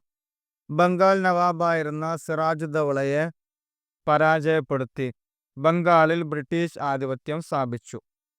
ഇത് ഇന്ത്യയിൽ ബ്രിട്ടീഷ് സാമ്രാജ്യത്തിൻ്റെ അടിത്തറയിട്ടിരുന്നു. അപ്പോൾ അദ്ദേഹം ബ്രിട്ടീഷുകാരുടെ ഏറ്റവും ഒരു കഠിന ശത്രുവായിരുന്നു സിറാജുദ്ദൗള. അദ്ദേഹത്തിന് പരാജയപ്പെടുത്തി ചതിയിലൂടെ പരാജയപ്പെടുത്തി നേടിയ ഒരു യുദ്ധമാണ് പ്ലാസി യുദ്ധം. ഇത് സൈനിക അധിനിവേശ യുദ്ധങ്ങളിലൂടെയാണ് നേടിയെടുത്തത്. മറ്റൊന്നാണ് മൈസൂർ യുദ്ധങ്ങൾ. രണ്ടാമത്തെ മറ്റൊരു ഉദാഹരണമാണ് മൈസൂർ യുദ്ധങ്ങൾ. 1767 മുതൽ 799 വരെയുള്ള കാലഘട്ടങ്ങളിൽ നടന്ന മൈസൂർ യുദ്ധങ്ങൾ ഹൈദരാലിയെയും ടിപ്പു സുൽത്താനെയും പരാജയപ്പെടുത്തി മൈസൂർ രാജ്യത്തെ തങ്ങളുടെ നിയന്ത്രണത്തിൽ ബ്രിട്ടീഷുകാർ കൊണ്ടുവന്നു. മാത്രമല്ല ഇത് ദക്ഷിണേന്ത്യയിലെ ബ്രിട്ടീഷ് ആധിപത്യം ഉറപ്പിക്കുന്നതിൽ ഈ യുദ്ധങ്ങൾ, മൈസൂർ യുദ്ധങ്ങൾ വളരെ നിർണായകമായിരുന്നു. മറ്റൊരു ഉദാഹരണമാണ് മറാത്ത യുദ്ധങ്ങൾ. 1775 മുതൽ 1818 കാലഘട്ടങ്ങളിൽ നടന്ന മറാഠ യുദ്ധങ്ങൾ ശക്തരായ മറാഠ ശക്തികളെ പരാജയപ്പെടുത്തി മധ്യ ഇന്ത്യയിലും പടിഞ്ഞാറൻ ഇന്ത്യയിലും ബ്രിട്ടീഷ് സ്വാധീനം വികസിപ്പിക്കുവാൻ ബ്രിട്ടീഷുകാർക്ക് സാധിച്ചിട്ടുണ്ട്. അതുപോലെ മറ്റൊരു ഉദാഹരണമാണ് സിഖ് യുദ്ധങ്ങൾ. 1845 മുതൽ 1849 വരെ നടന്ന സിഖ് യുദ്ധങ്ങൾ സിഖ് സാമ്രാജ്യത്തെ പരാജയപ്പെടുത്തി പഞ്ചാബ് തങ്ങളുടെ അധീനതയിൽ കൊണ്ടുവരുവാൻ ബ്രിട്ടീഷുകാർക്ക് സാധിച്ചിട്ടുണ്ട്. ഇതെല്ലാം യുദ്ധങ്ങളിലൂടെ ബ്രിട്ടീഷുകാർ നേടിയെടുത്തതാണ്. ഇനി രണ്ടാമത്തെ ഒരു തന്ത്രമായിരുന്നു സൈനിക വ്യവസ്ഥ. രണ്ടാമത്തെ തന്ത്രമാണ് സൈനിക വ്യവസ്ഥ. വെല്ലസി പ്രഭു ഇന്ത്യയിൽ നടപ്പിലാക്കിയ ഒരു നയമായിരുന്നു സൈനിക സഹായ വ്യവസ്ഥ. ഈ ഒരു വ്യവസ്ഥയിലൂടെ യുദ്ധം ഒഴിവാക്കി നാട്ടുരാജ്യങ്ങളെ ബ്രിട്ടീഷുകാരുടെ വരുതിയിൽ കൊണ്ടുവരുത്തുവാൻ വേണ്ടി അവരെ സഹായിച്ചിട്ടുണ്ട്. ഇത് ഒരു തരം ചങ്ങലക്കിടൽ നയമായിരുന്നു. അതായത് നാട്ടുരാജാക്കന്മാർക്ക് അധികാരമുണ്ടോ? ഉണ്ട്. എന്നാൽ സ്വതന്ത്രമായിട്ട് എന്തെങ്കിലും കാര്യങ്ങൾ ചെയ്യാൻ സാധിക്കോ? ഇല്ല. ആ ഒരു ചങ്ങലക്കിടൽ നയമായിരുന്നു സൈനിക സഹായ വ്യവസ്ഥ. സൈനിക സഹായ വ്യവസ്ഥയിലെ വ്യവസ്ഥകളാണ് പറയുന്നത്. അതിലൊന്നാമത്തത് ഓരോ നാട്ടുരാജ്യവും അവരുടെ ബ്രിട്ടീഷ് റെസിഡന്റിനെ രാജ്യത്ത് താമസിപ്പിക്കണം. ബ്രിട്ടീഷ് റെസിഡന്റിനെ രാജ്യത്ത് താമസിപ്പിക്കുവാൻ ഓരോ നാട്ടുരാജ്യവും ഓരോ നാട്ടുരാജാക്കന്മാരും നിർബന്ധിതരായി. മറ്റൊന്ന്, ആ നാട്ടുരാജാവിന് സ്വന്തമായിട്ട് സൈന്യം ഉണ്ടാകുവാൻ പാടില്ല. മറിച്ച് എന്ത് ചെയ്യും? ബ്രിട്ടീഷ് സൈന്യം ആ രാജാവിനെ സഹായിക്കും. മാത്രമല്ല ബ്രിട്ടീഷ് സൈന്യത്തിന്റെ ചെലവ് ആര് വഹിക്കണം? ഈ നാട്ടുരാജാവ് വഹിക്കുകയും വേണം. മറ്റൊരു വ്യവസ്ഥയാണ് ബ്രിട്ടീഷിന്റെ അനുമതിയില്ലാതെ മറ്റ് യൂറോപ്യൻ ശക്തികളുമായിട്ട് ബന്ധപ്പെടുവാനോ യൂറോപ്യൻ രാജ്യങ്ങളുമായിട്ട് സഖ്യമുണ്ടാക്കുവാനോ പാടില്ല. എന്ത് കാര്യങ്ങൾ ചെയ്യണമെങ്കിലും ബ്രിട്ടീഷ് ഭരണാധികാരികളുടെ അനുമതി വേണം. ഒരിക്കലും മറ്റുള്ള യൂറോപ്യൻ രാജ്യങ്ങളുമായിട്ട് സഖ്യമുണ്ടാക്കുവാൻ സാധിക്കുകയില്ല. അതുപോലെ രാജ്യത്തിൻ്റെ ആഭ്യന്തര കാര്യങ്ങളിൽ ബ്രിട്ടീഷുകാർ ഇടപെടില്ലെന്ന് പറഞ്ഞിരുന്നുവെങ്കിലും ഇത് പലപ്പോഴും ലംഘിക്കപ്പെട്ടിട്ടുണ്ട്. ഈ വ്യവസ്ഥകളൊക്കെ കൊണ്ടുവരുന്ന സമയത്ത് ഇന്ത്യയുടെ ആഭ്യന്തര അല്ലെങ്കിൽ ഓരോ നാട്ടുരാജ്യത്തിൻ്റെയും ആഭ്യന്തര കാര്യങ്ങളിൽ ബ്രിട്ടീഷ് ഇടപെടുകയില്ല എന്ന് പറഞ്ഞിരുന്നു. പക്ഷേ അത് വ്യവസ്ഥയിൽ പേജിൽ മാത്രമായിട്ട് നിലകൊണ്ടു. പക്ഷേ ആഭ്യന്തര കാര്യങ്ങളിൽ ബ്രിട്ടീഷുകാർ ഇടപെട്ടിരുന്നു. ഈ സൈനിക സഹായ വ്യവസ്ഥ കൊണ്ട് ബ്രിട്ടീഷുകാർക്ക് ഉണ്ടായിട്ടുള്ള നേട്ടങ്ങൾ സൈന്യത്തെ ബ്രിട്ടീഷുകാർക്ക് സൈന്യത്തെ നിലനിർത്തുന്നതിനുള്ള ചെലവ് കുറക്കുവാൻ സാധിച്ചിട്ടുണ്ട്. കാരണം ഓരോ നാട്ടുരാജാവും അവരുടെ സൈന്യത്തെ പിരിച്ചുവിടണം എന്ന് പറഞ്ഞു. ആ രാജാവിനെ ബ്രിട്ടീഷ് സൈന്യം സഹായിക്കുമെന്ന് പറഞ്ഞിരുന്നു. പക്ഷെ അതിന് ചെലവ് ആര് വഹിക്കണം? ഈ നാട്ടുരാജാവ് വഹിക്കണം. അതുകൊണ്ട് തന്നെ ബ്രിട്ടീഷ് പട്ടാളത്തിന്റെ ചെലവ് കുറക്കുവാൻ ബ്രിട്ടീഷുകാർക്ക് സാധിച്ചിട്ടുണ്ട്. മാത്രമല്ല യുദ്ധമില്ലാതെ തന്നെ വലിയ പ്രദേശങ്ങൾ ബ്രിട്ടീഷുകാരുടെ നിയന്ത്രണത്തിൽ കൊണ്ടുവരുവാൻ സാധിച്ചിട്ടുണ്ട്. ഹൈദരാബാദ്, അവധ്, മൈസൂര്, പേർഷ്യ തുടങ്ങിയ നാട്ടുരാജ്യങ്ങളൊക്കെ ഈ ഒരു വ്യവസ്ഥയിൽ ഉൾപ്പെടുകയും ഇതെല്ലാം ബ്രിട്ടീഷുകാരുടെ അധീനതയിൽ കൊണ്ടുവരുവാൻ, അവരുടെ നിയന്ത്രണത്തിൽ കൊണ്ടുവരുവാനും സാധിച്ചിട്ടുണ്ട്. രണ്ടാമത്തെ കാര്യം സൈനിക സഹായ വ്യവസ്ഥയാണ്. ഇനി മൂന്നാമത്തെ കാര്യമായിരുന്നു ദത്തവകാശ നിരോധന നിയമം. ദത്തവകാശ നിരോധന നിയമമാണ് മൂന്നാമത്തെ കാര്യം.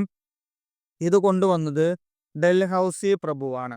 ഡൽഹൌസി പ്രഭു നടപ്പിലാക്കിയ ഈ നയം പുത്രരില്ലാത്ത ഹിന്ദു രാജാക്കന്മാരുടെ രാജ്യങ്ങൾ ബ്രിട്ടീഷ് സാമ്രാജ്യത്തോട് കൂട്ടിച്ചേർക്കുവാൻ വേണ്ടി ലക്ഷ്യമിട്ട ഒന്നായിരുന്നു. അതായത് രാജാവിന് ആൺമക്കളില്ല എങ്കിൽ രാജാവിൻ്റെ മരണശേഷം ആ രാജ്യം ബ്രിട്ടീഷുകാരുടെ നിയന്ത്രണത്തിൽ വരും.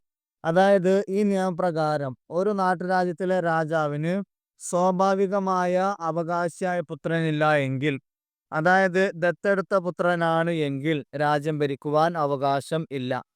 ആ രാജ്യം ആരുടേക്ക് ചേരും? ബ്രിട്ടീഷ് സാമ്രാജ്യത്തോട് കൂട്ടിച്ചേർക്കുമെന്നാണ് ഈ നിയമം വ്യവസ്ഥ ചെയ്തിരുന്നത്.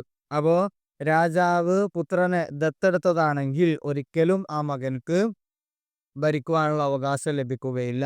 രാജാവിൻ്റെ മരണത്തോടുകൂടെ ആ രാജ്യം ബ്രിട്ടീഷുകാരുടെ നിയന്ത്രണത്തിലേക്ക് പോകുന്നതാണ്.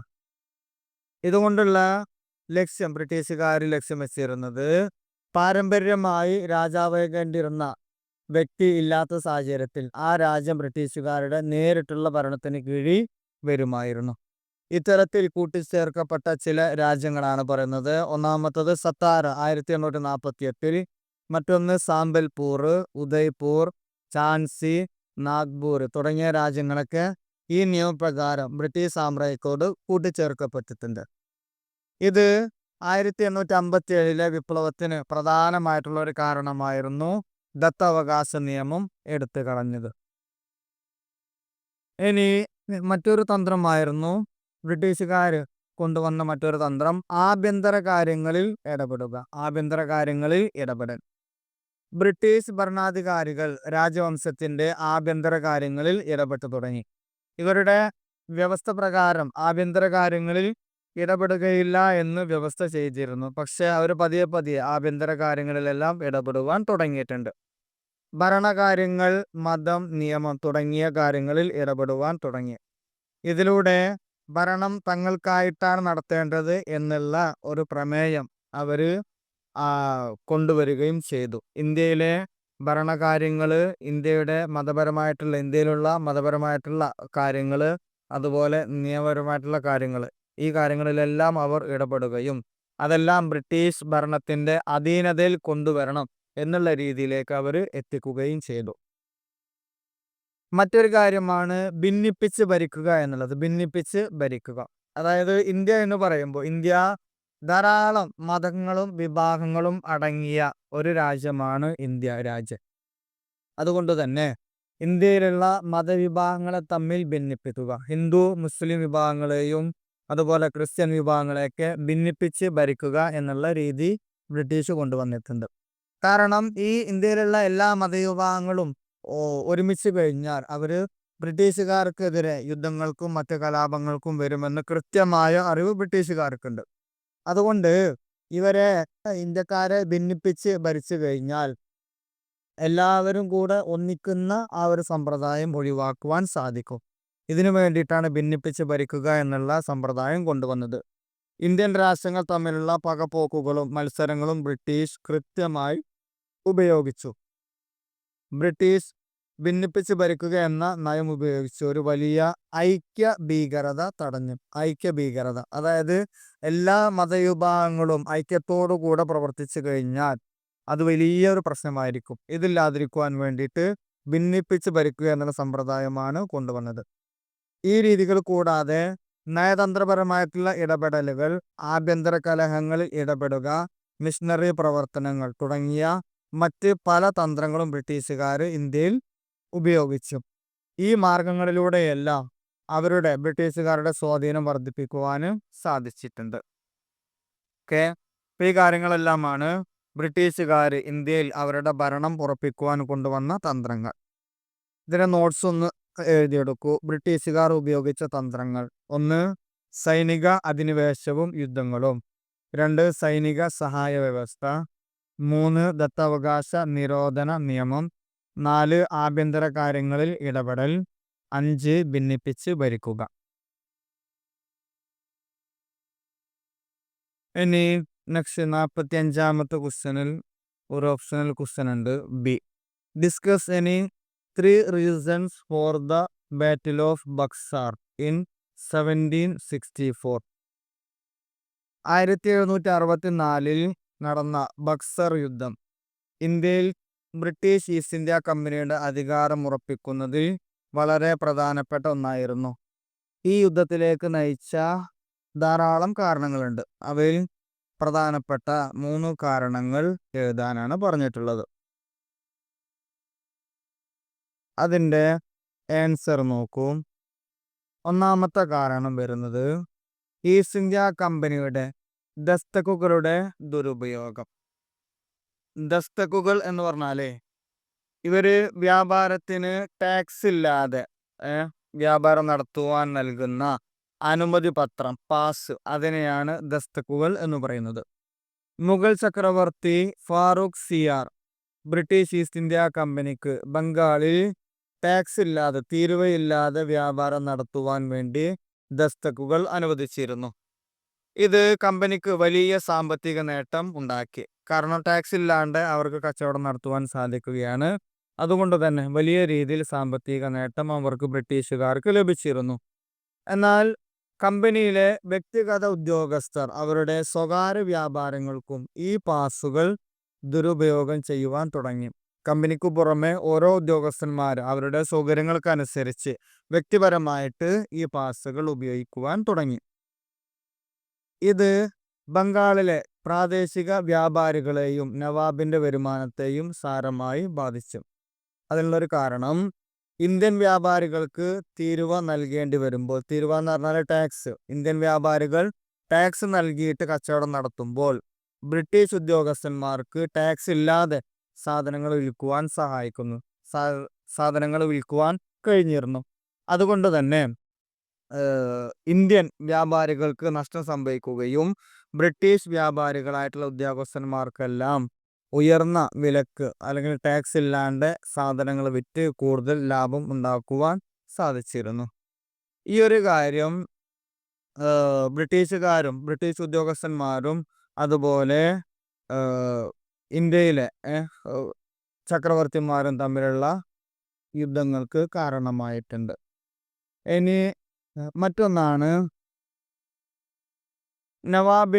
ബംഗാളിലെ നവാബായിരുന്നു മിർ കാസിം. മിർ കാസിം ബംഗാളിലെ നവാബായപ്പോൾ ഈ ദസ്തക്കുകളുടെ ദുരുപയോഗം അവസാനിപ്പിക്കുവാനും ശ്രമിച്ചിട്ടുണ്ട്. അതായത് എല്ലാ ആഭ്യന്തര വ്യാപാരങ്ങൾക്കും തീരുവ ഒഴിവാക്കി, ബ്രിട്ടീഷുകാരുടെയും ഒഴിവാക്കി. അതുപോലെ തന്നെ അവർക്ക് ദസ്തക്കുകൾ എന്നുള്ള ഒരു പാസ് ഉണ്ടായിരുന്നു, പക്ഷെ അത് എടുത്തു കളഞ്ഞു. ഇന്ത്യയിലെ ആഭ്യന്തര വ്യാപാരികളുടെ, ഇന്ത്യക്കാർക്കും ടാക്സ് ഇല്ലാണ്ട് കച്ചവടം നടത്താമെന്നുള്ള ഒരു നില കൊണ്ടുവന്നു. ഇത് ബ്രിട്ടീഷുകാർക്ക് ലഭിച്ചിരുന്ന പ്രത്യേക ആനുകൂല്യം ഇല്ലാതെയാക്കി. ഇത് ബ്രിട്ടീഷുകാരെ വളരെയധികം പ്രകോപിപ്പിച്ചു. കാരണം അവരുടെ സാമ്പത്തിക താല്പര്യങ്ങൾക്ക്, ബ്രിട്ടീഷുകാരുടെ സാമ്പത്തിക താല്പര്യങ്ങൾക്ക് വിരുദ്ധമായിട്ടാണ് മിർ കാസിം ഇത്തരത്തിൽ തീരുവ, ടാക്സ് ഒഴിവാക്കിയ നടപടി കൊണ്ടുവന്നത്. അപ്പോൾ ഒന്നാമത്തെ കാര്യം, ഈ തീരുവ ഒഴിവാക്കിയത് ബ്രിട്ടീഷുകാർ തമ്മിൽ ഒരു യുദ്ധത്തിന് കാരണമായിട്ടുണ്ട്. ഇത് ആണ് പിന്നീട് ബക്സാർ യുദ്ധത്തിലേക്ക് നയിച്ചത്. ഇനി രണ്ടാമത്തെ കാരണമാണ് മിർ കാസിമിന്റെ സ്വതന്ത്ര വാഗ്ചയും അതുപോലെ തന്നെ ഭരണ പരിഷ്കരണങ്ങളും. പ്ലാസി യുദ്ധം നമ്മൾ നേരത്തെ പറഞ്ഞിട്ടുണ്ടാറ് കേട്ടിട്ടുണ്ടല്ലോ. പ്ലാസി യുദ്ധം ബ്രിട്ടീഷുകാര് ചതിയിലൂടെ നേരിട്ട സിറാജ് ദൗളയെ ചതിയിലൂടെ പരാജയപ്പെടുത്തി നേടിയ യുദ്ധമായിരുന്നു പ്ലാസി യുദ്ധം. അതിന് ശേഷം അദ്ദേഹം അവിടെ മിർ ജാഫറിനെയും പിന്നീട് മിർ കാസിമിനെയുമാണ് അവിടുത്തെ ഭരണാധികാരികളാക്കി നിശ്ചയിച്ചിരുന്നത്. അപ്പോൾ പ്ലാസി യുദ്ധത്തിന് ശേഷം ബ്രിട്ടീഷുകാർ മിർ ജാഫറിന് പകരം നവാബായി മിർ കാസിമിനെ നിയമിച്ചു. എന്നാൽ ബ്രിട്ടീഷുകാരുടെ ഒരു കാവൽപ്പാവയായിട്ട് തുടരുവാൻ മിർ കാസിം ഉദ്ദേശിച്ചിരുന്നില്ല. അതായത് ബ്രിട്ടീഷുകാർ പറഞ്ഞതെല്ലാം അനുസരിക്കുന്ന ഒരു ഭരണാധികാരിയായി പ്രവർത്തിക്കുവാൻ മിർ കാസിം തയ്യാറായിരുന്നില്ല. അദ്ദേഹം ഒരു സ്വതന്ത്ര ഭരണാധികാരിയായി പ്രവർത്തിക്കുവാനാണ് പലപ്പോഴും ആഗ്രഹിച്ചിരുന്നത്. ഇതിനു വേണ്ടിയിട്ട് ചില സുപ്രധാന നടപടികൾ അദ്ദേഹം കൈക്കൊണ്ടിട്ടുണ്ട്. അവയിൽ ഒന്നാമത്തത്, അദ്ദേഹം തലസ്ഥാനം മുർഷിദാബാദിൽ നിന്ന് മുഗറിലേക്ക് മാറ്റി. അദ്ദേഹത്തിന്റെ തലസ്ഥാനം മുർഷിദാബാദിൽ നിന്ന് കൂടുതൽ സുരക്ഷിതമായ മുഗറിലേക്ക് മാറ്റി. ഇത് ബ്രിട്ടീഷുകാരുടെ സ്വാധീനത്തിൽ നിന്ന് അകന്നു നിൽക്കുവാൻ അദ്ദേഹത്തിനെ സഹായിച്ചിരുന്നു. രണ്ടാമത്തെ കാര്യം, യൂറോപ്യൻ മാതൃകയിൽ സൈന്യത്തെ പരിശീലിപ്പിക്കുവാൻ വേണ്ടി വിദഗ്ധരായിട്ടുള്ള വിദേശി വിദഗ്ധരെ അദ്ദേഹം നിയമിച്ചു. അതായത് ബ്രിട്ടീഷ് സൈന്യത്തിനൊക്കെ പരിശീലനം നൽകുന്ന രീതിയിൽ ഒരു യൂറോപ്യൻ പരിശീലന രീതി അദ്ദേഹത്തിന്റെ സൈന്യത്തിന് നൽകുവാൻ വേണ്ടിയിട്ട് വിദേശ വിദഗ്ധരെ അദ്ദേഹം നിയമിച്ചു. ഇത് സൈനിക ശക്തി വർദ്ധിപ്പിക്കുവാൻ ലക്ഷ്യമിട്ടുള്ള പദ്ധതിയായിരുന്നു ഈ ഒരു പദ്ധതി. അതുപോലെ മറ്റൊരു കാര്യം, കമ്പനിയുടെ അധികാരം കുറക്കുവാനും ആഭ്യന്തര ഭരണം മെച്ചപ്പെടുത്തുവാനും അദ്ദേഹം ശ്രമിച്ചു. മറ്റൊന്ന്, തനിക്കെതിരായി പ്രവർത്തിച്ച ചില ബ്രിട്ടീഷ് അനുകൂലികളായിട്ടുള്ള ഉദ്യോഗസ്ഥന്മാരെ അദ്ദേഹം ശിക്ഷിച്ചു. പക്ഷേ ഈ നടപടി ബ്രിട്ടീഷുകാരെ പ്രകോപിപ്പിക്കുകയും മിർ കാസിം തങ്ങളുടെ നിയന്ത്രണത്തിലല്ലെന്ന് ബ്രിട്ടീഷുകാർ മനസ്സിലാക്കുകയും ചെയ്തിട്ടുണ്ട്. ഈ കാര്യങ്ങളെല്ലാം ബക്സാർ യുദ്ധത്തിന് കാരണമായിട്ടുണ്ട്. ഇനി മറ്റൊരു കാരണം, മൂന്നാമത്തെ കാരണം, ഈസ്റ്റ് ഇന്ത്യ കമ്പനിയുടെ വർദ്ധിച്ചു വരുന്ന രാഷ്ട്രീയ അഭിലാഷങ്ങൾ. അതായത് ഈസ്റ്റ് ഇന്ത്യ കമ്പനി ഇന്ത്യയിൽ ആദ്യ കാലഘട്ടങ്ങളിൽ പ്രവർത്തിച്ചിരുന്നത് വെറുമൊരു വ്യാപാര കമ്പനിയായിട്ടാണ് പ്രവർത്തിച്ചിരുന്നത്. ഇവിടെയുള്ള സ്വത്തുക്കൾ അല്ലെങ്കിൽ വ്യാപാര വസ്തുക്കളെല്ലാം യൂറോപ്പിലേക്ക് എത്തിക്കുകയും അവിടെയുള്ള ഉൽപ്പന്നങ്ങൾ ഇവിടേക്ക് എത്തിക്കുകയും വിൽപ്പന നടത്തുകയും തുടങ്ങിയ ലക്ഷ്യങ്ങളാണ് ആദ്യ കാലഘട്ടങ്ങളിൽ ബ്രിട്ടീഷ് കമ്പനിക്ക് ഉണ്ടായിരുന്നത്. എന്നാൽ ഇവർക്ക് ഇന്ത്യയിൽ ഒരു പ്രധാനപ്പെട്ട ശക്തിയായി വളരണം എന്നുള്ള ഒരു അഭിലാഷം, ഒരു ആഗ്രഹം, അതും ബക്സാർ യുദ്ധത്തിന് കാരണമായിട്ടുണ്ട്. മൂന്നാമത്തെ കാര്യം, ബ്രിട്ടീഷ് ഈസ്റ്റ് ഇന്ത്യ കമ്പനിയുടെ വർദ്ധിച്ചു വരുന്ന രാഷ്ട്രീയ അഭിലാഷങ്ങൾ. പ്ലാസി യുദ്ധത്തിലെ വിജയം ബ്രിട്ടീഷ് ഈസ്റ്റ് ഇന്ത്യ കമ്പനിയെ കേവലം ഒരു കച്ചവട സ്ഥാപനം എന്നതിൽ നിന്ന് ഒരു പ്രധാന രാഷ്ട്രീയ ശക്തിയായി വളരുവാൻ അവരെ പ്രേരിപ്പിച്ചു. ബംഗാളിലെ നവാബുമാരെ തങ്ങളുടെ നിയന്ത്രണത്തിൽ നിർത്തുവാനും ബംഗാളിന്റെ സമ്പത്ത് തങ്ങളുടെ സാമ്രാജ്യ വികസനത്തിനായി ഉപയോഗിക്കുവാനും അവര് ആഗ്രഹിച്ചിരുന്നു. ഇപ്പോൾ നിലവിൽ ഈ സമയത്ത് ബംഗാൾ ഭരിച്ചിരുന്നത് നവാബുമാരായിരുന്നു. സുൽത്താൻമാരുടെ പിന്മുറക്കാരാണ് ഭരണം നടത്തിയിരുന്നത്. അപ്പോൾ ബംഗാൾ പൂർണ്ണമായിട്ട് തങ്ങളുടെ അധികാരത്തിൽ കൊണ്ടുവരുവാനുള്ള ശ്രമങ്ങളെല്ലാം ബ്രിട്ടീഷുകാർ അതിനുവേണ്ടി ആഗ്രഹിക്കുകയും അതിനുള്ള പ്രവർത്തികൾ നടത്തുകയും ചെയ്തിരുന്നു. അതുപോലെ മിർ കാസിമിന്റെ ഭരണ പരിഷ്കരണങ്ങളും അദ്ദേഹത്തിന്റെ സ്വതന്ത്ര വാജ്ഞ എന്ന് പറഞ്ഞു കഴിഞ്ഞാൽ ബംഗാളിന് ഒരു സ്വാതന്ത്ര്യത്തിലേക്ക് കൊണ്ടുപോകണമെന്നുള്ള അഭിലാഷം അല്ലെങ്കിൽ ആഗ്രഹം, ഇത് കമ്പനിയുടെ ഈ രാഷ്ട്രീയ താല്പര്യങ്ങൾക്ക് ഒരു വെല്ലുവിളിയായിട്ട് മാറിയിരുന്നു. ഒരു സ്വതന്ത്ര രാഷ്ട്രം എന്നുള്ളത് മിർ കാസിമിന്റെ സ്വപ്നമായിരുന്നു, അദ്ദേഹത്തിന്റെ ലക്ഷ്യമായിരുന്നു. ഇത് പലപ്പോഴും ബ്രിട്ടീഷ് കമ്പനിയുടെ സ്വതന്ത്ര താല്പര്യങ്ങൾക്ക് വെല്ലുവിളിയായി നിന്നിരുന്നു.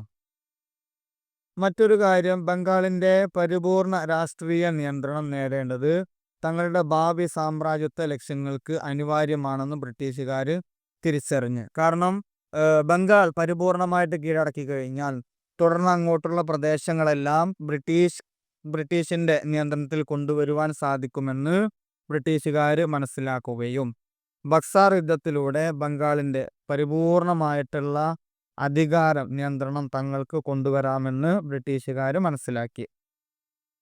പിന്നെ മറ്റൊന്ന്, മിർ കാസിമിനെ പോലെ ഒരു ശക്തനും സ്വതന്ത്രനുമായിട്ടുള്ള നവാബ് തങ്ങളുടെ താല്പര്യങ്ങൾക്ക് വിരുദ്ധമാണെന്ന് ബ്രിട്ടീഷുകാര് വിശ്വസിച്ചിരുന്നു. അപ്പോൾ ഇത്തരത്തിൽ വിരുദ്ധമായി പ്രവർത്തിക്കുന്ന ഒരാളെ എങ്ങനെയും പരാജയപ്പെടുത്തണം എന്ന് ബ്രിട്ടീഷുകാര് ലക്ഷ്യം വെച്ചിരുന്നു.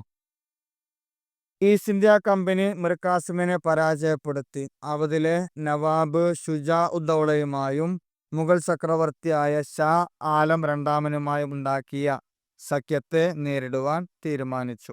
അങ്ങനെ അവസാനം ഈസ്റ്റ് ഇന്ത്യ കമ്പനി മിർ കാസിമിനെ പരാജയപ്പെടുത്തുകയാണ് ചെയ്തത്. ഈ സഖ്യം ബ്രിട്ടീഷുകാർക്ക് ഒരു വലിയ ഭീഷണിയായി മാറി. അതായത് മിർ കാസിം ചെയ്ത ഒരു കാര്യം ബ്രിട്ടീഷുകാരാൽ പുറന്തള്ളപ്പെട്ട മറ്റുള്ള രാജാക്കന്മാരെ കൂട്ടുപിടിക്കുകയും അവര് വലിയ ഒരു സഖ്യം ഉണ്ടാക്കുകയും ചെയ്തു. അങ്ങനെ ആ ഒരു സഖ്യമാണ് ബ്രിട്ടീഷുകാർക്കെതിരെ യുദ്ധത്തിന് വന്നത്. അതിനെ പരാജയപ്പെടുത്തുന്നത് തങ്ങളുടെ രാഷ്ട്രീയ ആധിപത്യത്തിന് നിർണായകമാണെന്ന് അവർ കണ്ടു. ഈ ഒരു മിർ കാസിം രൂപീകരിച്ച സഖ്യത്തിനെ പരാജയപ്പെടുത്തുക എന്നുള്ളത് ബ്രിട്ടീഷുകാർക്ക് അനിവാര്യമായിരുന്നു. എങ്കിൽ മാത്രമേ ബംഗാൾ പരിപൂർണമായിട്ടും ബ്രിട്ടീഷുകാരുടെ നിയന്ത്രണത്തിൽ കൊണ്ടുവരുവാൻ സാധിക്കുകയുള്ളൂ എന്ന് ബ്രിട്ടീഷുകാർ മനസ്സിലാക്കുകയും അതിനുവേണ്ടി അവർ പ്രവർത്തിക്കുകയുമാണ് ചെയ്തത്. അപ്പൊ ഈ ഒരു കാര്യങ്ങളിലൂടെ എല്ലാമാണ് ബക്സാർ യുദ്ധം ഉണ്ടായത്. ഈ കാരണങ്ങളെല്ലാം ഒരുമിച്ച് ചേർന്നപ്പോൾ ബക്സാർ യുദ്ധം ഒഴിവാക്കാനാവാത്ത ഒരു യുദ്ധമായി മാറി. ഈ യുദ്ധത്തിലെ ബ്രിട്ടീഷ് വിജയം ഇന്ത്യയിൽ അവരുടെ ആധിപത്യത്തിന് വഴിയൊരുക്കുകയും മുഗൾ സാമ്രാജ്യത്തിന്റെ ശക്തി ക്ഷയിക്കുവാൻ കാരണമാവുകയും ചെയ്തു. അപ്പോൾ നമ്മൾ പ്ലാസി യുദ്ധം, ഇന്ത്യ ചരിത്രത്തിൽ പ്ലാസി യുദ്ധം ചതിയിലൂടെ നേടിയ യുദ്ധമായിട്ടാണ് കണക്കാക്കുന്നത് എങ്കിൽ ബക്സാർ യുദ്ധം അവര് പൊരുതി നേടി വിജയിച്ച വിജയമായിരുന്നു ബക്സാർ യുദ്ധം. ഓക്കെ, ഇനി ഇതിന്റെ നോട്ട്സ് ഒന്ന് എഴുതിയെടുക്കുക. ബക്സാർ യുദ്ധത്തിലേക്ക് നയിച്ച കാരണങ്ങൾ: ഒന്നാമത്തത് ഈസ്റ്റ് ഇന്ത്യ കമ്പനിയുടെ ദസ്തക്കുകളുടെ ദുരുപയോഗം. 2, മിർ കാസിമിന്റെ സ്വതന്ത്ര വാഗ്ദയും ഭരണപരിഷ്കാരങ്ങളും. 3, ബ്രിട്ടീഷ് ഈസ്റ്റ് ഇന്ത്യ കമ്പനിയുടെ വർദ്ധിച്ചു വരുന്ന രാഷ്ട്രീയ അഭിലാഷങ്ങൾ. ഇനി നെക്സ്റ്റ് പറയാനുള്ളത് 46ാമത്തെ ക്വസ്റ്റ്യൻ ആണ്. Explain any 3 important points of the treaty of Versailles. ഒന്നാം ലോക മഹായുദ്ധം അവസാനിപ്പിച്ച് സഖ്യകക്ഷികളും ജർമ്മനിയും തമ്മിൽ 1919 ജൂൺ 28 ഒപ്പുവെച്ച ഉടമ്പടിയാണ് വേഴ്സായ് ഉടമ്പടി. ഈ ഉടമ്പടിയിലെ പ്രധാനപ്പെട്ട 3 കാര്യങ്ങളെ കുറിച്ച് വിശദീകരിക്കാനാണ് പറയുന്നത്. പ്രധാനപ്പെട്ട 3 പോയിന്റുകൾ. അതിന്റെ ആൻസർ നോക്കൂ. ഒന്നാമത്തെ കാര്യം, യുദ്ധത്തിന്റെ ഉത്തരവാദിത്തവും നഷ്ടപരിഹാരവും. ഈ ഉടമ്പടിയിലെ 231 അനുച്ഛേദം അനുസരിച്ച് ഒന്നാം ലോക മഹായുദ്ധം ആരംഭിച്ചതിന്റെ പൂർണ്ണ ഉത്തരവാദിത്തം ജർമ്മനിക്കും അതിന്റെ സഖ്യകക്ഷികൾക്കുമായിരുന്നു. അതുകൊണ്ട് തന്നെ അവർക്ക് യുദ്ധക്കുറ്റ വകുപ്പ് എന്നാണ് അവരെ അറിയപ്പെട്ടത്. അതായത് യുദ്ധക്കുറ്റം അവരുടെ മേൽ എന്ത് ചെയ്തു? ജർമ്മനിയുടെ മേലിൽ ചുമത്തി. അതുകൊണ്ട് ഒന്നാം ലോക മഹായുദ്ധത്തിന്റെ മുഴുവൻ ഉത്തരവാദിത്തവും ജർമ്മനിക്ക് മേലാണ് അടിച്ചേൽപ്പിച്ചത്. ഈ അടിസ്ഥാനത്തിൽ സഖ്യകക്ഷികൾക്ക് യുദ്ധത്തിലുണ്ടായ എല്ലാ നഷ്ടങ്ങൾക്കും ജർമ്മനി വലിയ തുക നഷ്ടപരിഹാരമായിട്ട് നൽകുവാൻ നിർബന്ധിതരായി. ഈ നഷ്ടപരിഹാര തുക ഏകദേശം 132 ബില്യൺ ഉണ്ടായിരുന്നു സ്വർണ്ണമാർക്ക്. അതായത് ഏകദേശം 33 ബില്യൺ US$ ഇവർക്ക് പിഴയായിട്ട് അല്ലെങ്കിൽ നഷ്ടപരിഹാര തുകയായിട്ട് കണക്കാക്കിയത്. ഈ തുക ജർമ്മൻ സമ്പദ് വ്യവസ്ഥക്ക് തന്നെ താങ്ങാനാവാത്ത വലിയ ഒരു ഭാരമായി മാറി. മാത്രമല്ല ഈ നടപടി ജർമ്മൻ ജനതയിൽ ഒരു കടുത്ത അതൃപ്തി അതൃപ്തി ഉണ്ടാക്കുകയും ചെയ്തു. കാരണം ജർമ്മനിയിലെ അവരുടെ നേതാക്കന്മാർ, രാഷ്ട്രീയക്കാർ അവർ ചെയ്തത് കൊണ്ടാണല്ലോ ഇത്തരത്തിലുള്ള പ്രശ്നങ്ങൾ ഉണ്ടായത് എന്നുള്ള രീതിയിൽ ജനങ്ങൾക്കിടയിൽ വലിയ അതൃപ്തി ഉണ്ടാവുകയും ചെയ്തിട്ടുണ്ട്. ഇനി രണ്ടാമത്തെ പോയിന്റ് പ്രദേശങ്ങളുടെ നഷ്ടം. പ്രദേശങ്ങളുടെ നഷ്ടം. ഇവിടെ ജർമ്മനിക്ക് അതിൻ്റെ വലിയൊരു ഭാഗം പ്രദേശങ്ങൾ ഉടമ്പടി പ്രകാരം നഷ്ടപ്പെട്ടു. അതായത് ഈ ഫ്രാൻസ് ഉൾപ്പെടെയുള്ള മറ്റുള്ള രാജ്യങ്ങൾക്ക് അവർ കീഴടക്കിയ പ്രദേശങ്ങൾ നൽകേണ്ടി വന്നിട്ടുണ്ട്. അൽസെയിൽസ് ലോറൈൻ 1871 ഫ്രാങ്കോ പ്രഷ്യൻ യുദ്ധത്തിലൂടെ ജർമ്മനി പിടിച്ചെടുത്ത അൽസേസ് ലോറൈൻ എന്ന് പറയുന്ന പ്രദേശം ആർക്ക് നൽകേണ്ടി വന്നു? ഫ്രാൻസിന് തിരികെ നൽകേണ്ടി വന്നു. അതുപോലെ മറ്റൊന്ന് കിഴക്കൻ പ്രദേശങ്ങൾ. പുതുതായി രൂപീകരിച്ച പോളണ്ടിന് ജർമ്മനിയുടെ കിഴക്കൻ പ്രദേശങ്ങളായ വെസ്റ്റ് പ്രഷ്യ, പോസ്നാന്, പിന്നെ അപ്പർ സൈലീഷ്യ ഇവയുടെയൊക്കെ ചില ഭാഗങ്ങൾ ഫ്രാൻസിന് കൈമാറേണ്ടി വന്നിട്ടുണ്ട്. ജർമ്മനിക്ക് വിട്ടുകൊടുക്കേണ്ടി വന്നു. പോളണ്ടിന് പുതിയ രൂപീകരിച്ച ഒരു രാജ്യമായിരുന്നു പോളണ്ട്. ഇതൊക്കെ ജർമ്മനിയിൽ നിന്ന് ഈ വേഴ്സായ് ഉടമ്പടി കാരണമായിട്ട് നഷ്ടപ്പെട്ടു. ഇത് പോളിഷ് ഇടനാഴി എന്നൊരു പ്രദേശം സൃഷ്ടിച്ചു. ഇത് പോളണ്ടിന് ബാൾട്ടിക് കടലിലേക്ക് പ്രവേശനം നൽകിയെങ്കിലും കിഴക്കൻ പ്രഷ്യയെ ജർമ്മനിയുടെ മറ്റു ഭാഗങ്ങളിൽ നിന്ന് വേർപെടുത്തുകയും ചെയ്തു. ഇനി മറ്റൊന്നാണ് വിദേശ കോളനികൾ നഷ്ടമായത്. ജർമ്മനിയുടെ എല്ലാ വിദേശ കോളനികളും, അതായത് ആഫ്രിക്ക, ഏഷ്യ, പസഫിക് ഉൾപ്പെടെയുള്ള പല കോളനികളും ജർമ്മനിക്ക് നഷ്ടമായി. ഇത് സഖ്യകക്ഷികൾക്ക് ലീഗ് ഓഫ് നേഷൻസ് മാൻഡേറ്റുകളായിട്ട് വിതരണം ചെയ്തു. അവരുടെ കൂടെ ഉണ്ടായിരുന്ന സഖ്യകക്ഷികൾക്കായിട്ട് ജർമ്മനിയുടെ ഈ പ്രദേശങ്ങളൊക്കെ വിഭജിച്ച് വേർതിരിച്ചു കൊടുക്കേണ്ടി വന്നു. ചെറിയ പ്രദേശങ്ങൾ ബെൽജിയത്തിനും അതുപോലെ ഡെൻമാർക്കിനും കൈമാറി. സാർലാൻഡ് എന്ന് പറഞ്ഞാൽ കൽക്കരി സമ്പന്നമായ പ്രദേശം, ധാരാളമായിട്ട് കൽക്കരി കുഴിച്ചെടുക്കുന്ന പ്രദേശമാണ് സാർലാൻഡ്. ഇത് 15 വർഷത്തേക്ക് ലീഗ് ഓഫ് നേഷൻസിന്റെ ഭരണത്തിലേക്ക് ആ പ്രദേശത്തിന് വിട്ടുകൊടുത്തു. ഈ കാര്യങ്ങളെല്ലാം ഉണ്ടായത് വേഴ്സായ് ഉടമ്പടി പ്രകാരമാണ്. ഇനി മറ്റൊന്നാണ്, മൂന്നാമത്തെ കാര്യമാണ് വേഴ്സായ് ഉടമ്പടി പ്രകാരം ഉണ്ടായ മറ്റൊരു കാര്യമാണ് സൈനിക നിയന്ത്രണം. മൂന്നാമത്തെ കാര്യം സൈനിക നിയന്ത്രണം. ഇവിടെ ഭാവിയിൽ ഒരു സൈനിക ഭീഷണി ഉണ്ടാകുന്നത് തടയുവാൻ ജർമ്മനിയുടെ സൈന്യത്തിന് കടുത്ത നിയന്ത്രണങ്ങൾ ഏർപ്പെടുത്തി. കാരണം സൈനിക ശക്തി വന്നു കഴിഞ്ഞാൽ വീണ്ടും ഒരു യുദ്ധത്തിലേക്ക് പോകുമെന്ന് അറിയാവുന്നത് കൊണ്ട് തന്നെ ജർമ്മനിയുടെ സൈന്യത്തിന് നിയന്ത്രണങ്ങൾ കൊണ്ടുവന്നു. അതിനുവേണ്ടി സൈന്യത്തിന്റെ അംഗസംഖ്യ കുറച്ചു. ജർമ്മൻ സൈന്യത്തിന്റെ പരമാവധി അംഗസംഖ്യ 1,00,000 പരിമിതപ്പെടുത്തി. 1,00,000 കുറച്ചു.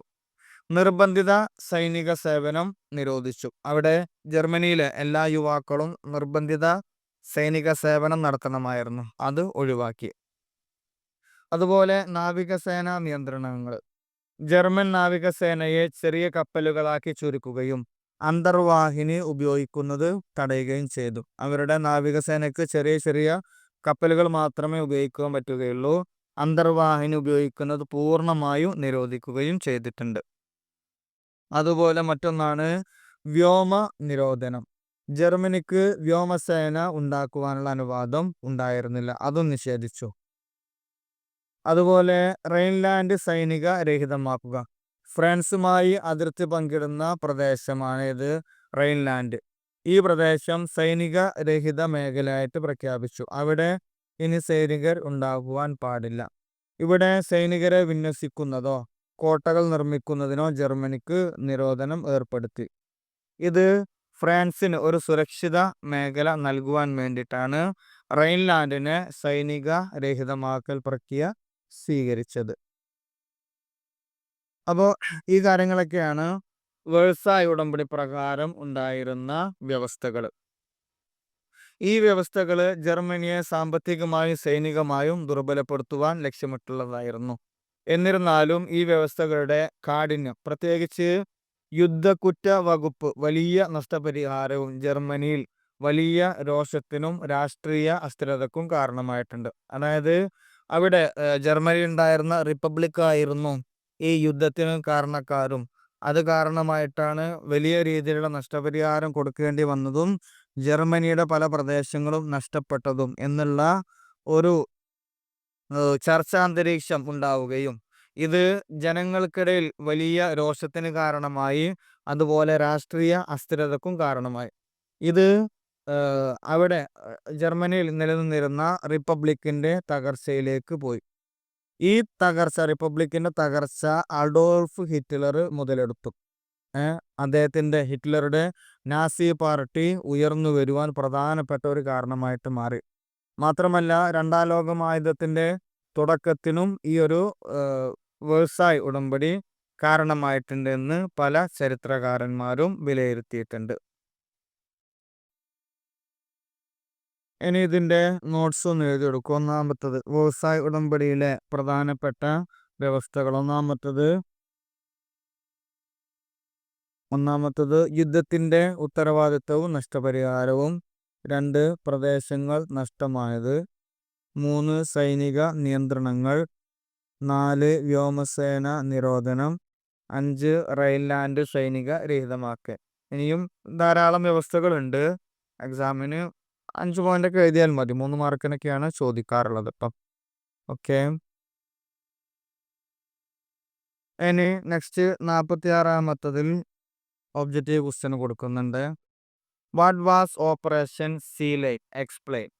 ഓപ്പറേഷൻ സീ ലൈൻ എന്തായിരുന്നു? അതിനുള്ള ഒരു വിശദീകരണം കൊടുക്കാനാണ് പറയുന്നത്. 3 മാർക്കിന്റെ ക്വസ്റ്റ്യൻ ആണ്. അതിൻ്റെ ആൻസർ നോക്കൂ. ഓപ്പറേഷൻ സീ ലൈൻ എന്നത് രണ്ടാം ലോക മഹായുദ്ധത്തിൽ നാസി ജർമ്മനി ബ്രിട്ടനെ കടൽ മാർഗം ആക്രമിക്കുവാൻ ആസൂത്രണം ചെയ്ത സൈനിക പദ്ധതിയുടെ രഹസ്യ നാമത്തെയാണ് ഓപ്പറേഷൻ സീ ലൈൻ എന്ന് പറയുന്നത്. അതായത് 1940 ഫ്രാൻസിനെ പരാജയപ്പെടുത്തിയ ശേഷം ബ്രിട്ടൻ സമാധാനത്തിന് വഴങ്ങുമെന്നാണ് ഹിറ്റ്ലർ പ്രതീക്ഷിച്ചിരുന്നത്. എന്നാൽ ബ്രിട്ടൻ കീഴടങ്ങാൻ തയ്യാറാകാത്തതിനെ തുടർന്നാണ് ബ്രിട്ടനെ ബലപ്രയോഗത്തിലൂടെ കീഴടക്കാൻ ഹിറ്റ്ലർ നിർബന്ധിതനായത്. ഇതിന്റെ ഭാഗമായിട്ട് രൂപം കൊണ്ട പദ്ധതിയാണ് ഓപ്പറേഷൻ സീ ലയൺ എന്ന് പറയുന്നത്. ഇനി ഓപ്പറേഷൻ സീ ലയണിന്റെ ലക്ഷ്യം എന്തായിരുന്നു? ബ്രിട്ടനെ പൂർണ്ണമായി കീഴടക്കുക എന്നുള്ളതായിരുന്നു ഓപ്പറേഷൻ സീ ലയണിന്റെ ലക്ഷ്യം, പ്രധാനപ്പെട്ട ലക്ഷ്യം. ഇതിനുവേണ്ടി ബ്രിട്ടന്റെ തീരങ്ങളിൽ സൈനികരെ ഇറക്കി, അതുപോലെ പ്രധാന നഗരങ്ങൾ പിടിച്ചടക്കി രാജ്യത്തെ അധിനിവേശത്തിലാക്കുക. ഈ കാര്യങ്ങളായിരുന്നു ജർമ്മനി മുന്നോട്ട് വച്ചിരുന്നത്. ജർമ്മനിയുടെ തന്ത്രം ഇതായിരുന്നു. ഇനി ഇത് ഈ പദ്ധതിയുടെ ഓപ്പറേഷൻ സീ ലയണിന്റെ പ്രധാനപ്പെട്ട ഘടകങ്ങളാണ് പറയുന്നത്. അതിൽ ഫസ്റ്റ് ഒന്നാമത്തത് ബ്രിട്ടീഷ് വ്യോമസേനയെ നശിപ്പിക്കുക. അതായത് ബ്രിട്ടീഷിന്റെ വ്യോമസേന വളരെയധികം കരുത്തുള്ള ഒരു വ്യോമസേനയായിരുന്നു. അതുകൊണ്ട് വ്യോമസേനയെ നശിപ്പിക്കുക എന്നുള്ളതാണ് പ്രധാനപ്പെട്ട ഒരു ഘടകമായിട്ട് അവർ കണ്ടിരുന്നത്. ബ്രിട്ടീഷ് വ്യോമസേനയെ പൂർണ്ണമായി നശിപ്പിച്ച് ഇംഗ്ലീഷ് ചാനലിൻ്റെയും ബ്രിട്ടന്റെ തെക്കൻ ആകാശത്തിൻ്റെയും നിയന്ത്രണം നേടുക എന്നുള്ളതായിരുന്നു ഏറ്റവും പ്രധാനപ്പെട്ടതായിട്ടുള്ള കാര്യം. ആദ്യത്തേതും ഏറ്റവും പ്രധാനപ്പെട്ടതുമായ കടമ്പ. ബ്രിട്ടീഷ് വ്യോമാതിർത്തിയിൽ ആധിപത്യം സ്ഥാപിക്കാതെ ഒരു കടൽ ആക്രമണം സാധ്യമല്ല എന്ന് ജർമ്മൻ സൈനിക നേതൃത്വം മനസ്സിലാക്കിയിരുന്നു. അതുകൊണ്ട് തന്നെയാണ് ബ്രിട്ടീഷ് വ്യോമസേനയെ നശിപ്പിക്കുവാൻ വേണ്ടിയിട്ട് അവർ 1-ാം സ്ഥാനം അതിന് നൽകിയിരുന്നത്. ഇതിനെ തുടർന്നാണ് ബാറ്റിൽ ഓഫ് ബ്രിട്ടൻ എന്നറിയപ്പെടുന്ന കടുത്ത വ്യോമയുദ്ധം നടന്നത്. അപ്പോൾ ഒന്നാമത്തെ ലക്ഷ്യം, പ്രധാനപ്പെട്ട കാര്യം, ബ്രിട്ടീഷ് വ്യോമസേനയെ നശിപ്പിക്കുക എന്നതായിരുന്നു. ഇനി മറ്റൊന്ന്, രണ്ടാമത്തത് റോയൽ നേവിയെ നിരാകരിക്കുക. റോയൽ നേവിയെ നിരാകരിക്കുക. ഇവിടെ ലോകത്തിലെ ഏറ്റവും ശക്തമായ നാവികസേനയായിരുന്നു ആ കാലഘട്ടത്തിൽ ബ്രിട്ടീഷിന്റെ റോയൽ നേവി. നേവി വിഭാഗത്തിൽ ഏറ്റവും നല്ല ശക്തിയുള്ള ഒരു സൈനികർ ആരായിരുന്നു? ബ്രിട്ടീഷിന്റെ റോയൽ നേവി ആയിരുന്നു. കടൽ കടന്ന് സൈനികരെയും ഉപകരണങ്ങളെയും എത്തിക്കാൻ ഈ നാവികസേന നിഷ്ക്രിയമാക്കേണ്ടത് അത്യാവശ്യമായിരുന്നു. എന്നാൽ ജർമ്മൻ നാവികസേനയായ ക്രീഗ്സ് മറൈന് റോയൽ നേവിയുമായിട്ട് നേരിട്ട് ഏറ്റുമുട്ടി വിജയിക്കുവാനുള്ള ശേഷി ഉണ്ടായിരുന്നില്ല. അതുകൊണ്ട് തന്നെ റോയൽ നേവിയെ എങ്ങനെയെങ്കിലും നിരാകരിക്കുക എന്നുള്ളത് മറ്റൊരു ലക്ഷ്യം ഉണ്ടായിരുന്നു. അതിന് മൂന്നാമത്തെ കാര്യമാണ് കടൽ വഴിയുള്ള സൈനിക നീക്കം. വ്യോമാതിർത്തിയും കടൽ വഴിയുള്ള സുരക്ഷയും ഉറപ്പാക്കിയ ശേഷം ഇംഗ്ലീഷ് ചാനൽ വഴി സൈനികരെയും ടാങ്കുകളെയും മറ്റ് സൈനിക ഉപകരണങ്ങളെയും ബ്രിട്ടന്റെ തെക്കൻ തീരങ്ങളിലേക്ക് എത്തിക്കുക എന്നുള്ളതായിരുന്നു അവരുടെ അടുത്ത ലക്ഷ്യമായിട്ട് ഉണ്ടായിരുന്നത്. ഇതിനു വേണ്ടിയിട്ട് വലിയ തോതിലുള്ള ബാർജുകളും മറ്റ് ഗതാഗത കപ്പലുകളും ഇവർ ഒരുക്കുകയും ചെയ്തിരുന്നു. ഇനി ഇത്രയും കാര്യങ്ങളൊക്കെ അവര് പ്ലാനിൽ തയ്യാറാക്കിയെങ്കിലും ഓപ്പറേഷൻ സീ ലയൺ പരാജയപ്പെടുകയാണ് ചെയ്തത്. അതായത് അത് നടപ്പിലായില്ല. അത് എന്തുകൊണ്ടാണ് പരാജയപ്പെട്ടത്, നടപ്പിലാകാതിരിക്കുവാനുള്ള കാരണമാണ് ഇനി പറയുന്നത്. അതിലൊന്നാമത്തത് ബാറ്റിൽ ഓഫ് ബ്രിട്ടന്റെ പരാജയം. ഒന്നാമത്തെ കാര്യം ബാറ്റിൽ ഓഫ് ബ്രിട്ടന്റെ പരാജയം. ജർമ്മൻ വ്യോമസേനയായ ലുഫ്റ്റാഫക്ക് ബ്രിട്ടീഷ് വ്യോമസേനയെ പൂർണ്ണമായി പരാജയപ്പെടുത്തുവാൻ കഴിഞ്ഞില്ല.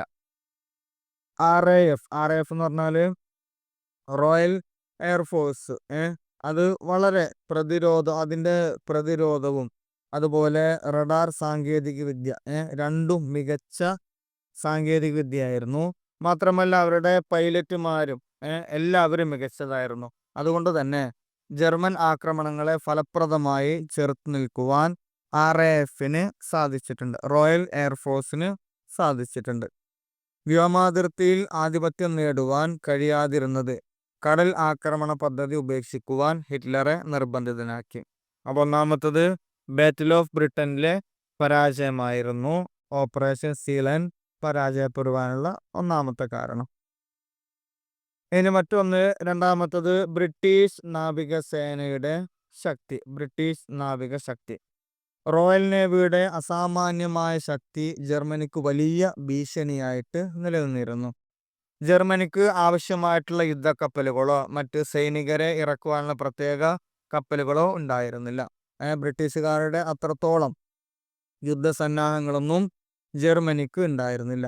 ചെറിയ ബാർജുകളിൽ സൈനികരെ കയറ്റി ബ്രിട്ടന്റെ ശക്തമായ നാവികസേനയെ നേരിടുന്നത് തന്നെ ആത്മഹത്യാപരമായിരുന്നു. അതായത് അത് ഒരു മരണത്തിന് തുല്യമായിട്ടാണ് അവർ കണക്കാക്കിയിരുന്നത്. ചെറിയ ബാർജുകൾ എന്ന് പറഞ്ഞു കഴിഞ്ഞാൽ സൈനികരെ കയറ്റിക്കൊണ്ടു പോകുന്ന കപ്പൽ രൂപത്തിലുള്ള ചങ്ങാടം എന്നൊക്കെ പറയുമല്ലോ, വെള്ളത്തിലൂടെ വഹിച്ചു കൊണ്ടുപോകാൻ പറ്റുന്ന ഒരു കപ്പൽ പോലെയുള്ള സംഗതിയാണ് ബാർജുകൾ എന്ന് പറയുന്നത്. അപ്പൊ ഇത്തരത്തിൽ ചെറിയ ബാർജുകൾ മാത്രമേ സൈനികർക്ക് ഉണ്ടായിരുന്നുള്ളൂ. ആ സൈനികരെ കയറ്റിക്കൊണ്ടുപോയിട്ട് ബ്രിട്ടീഷ് നാവികസേനയെ നേരിടുക എന്നുള്ളത് അത്യന്തം ദൂഷ്യകരമായിട്ടുള്ള ഒന്നായിരുന്നു. ഇനി മറ്റൊന്നാണ് കാലാവസ്ഥയും ലോജിസ്റ്റിക്സ് പ്രശ്നങ്ങളും.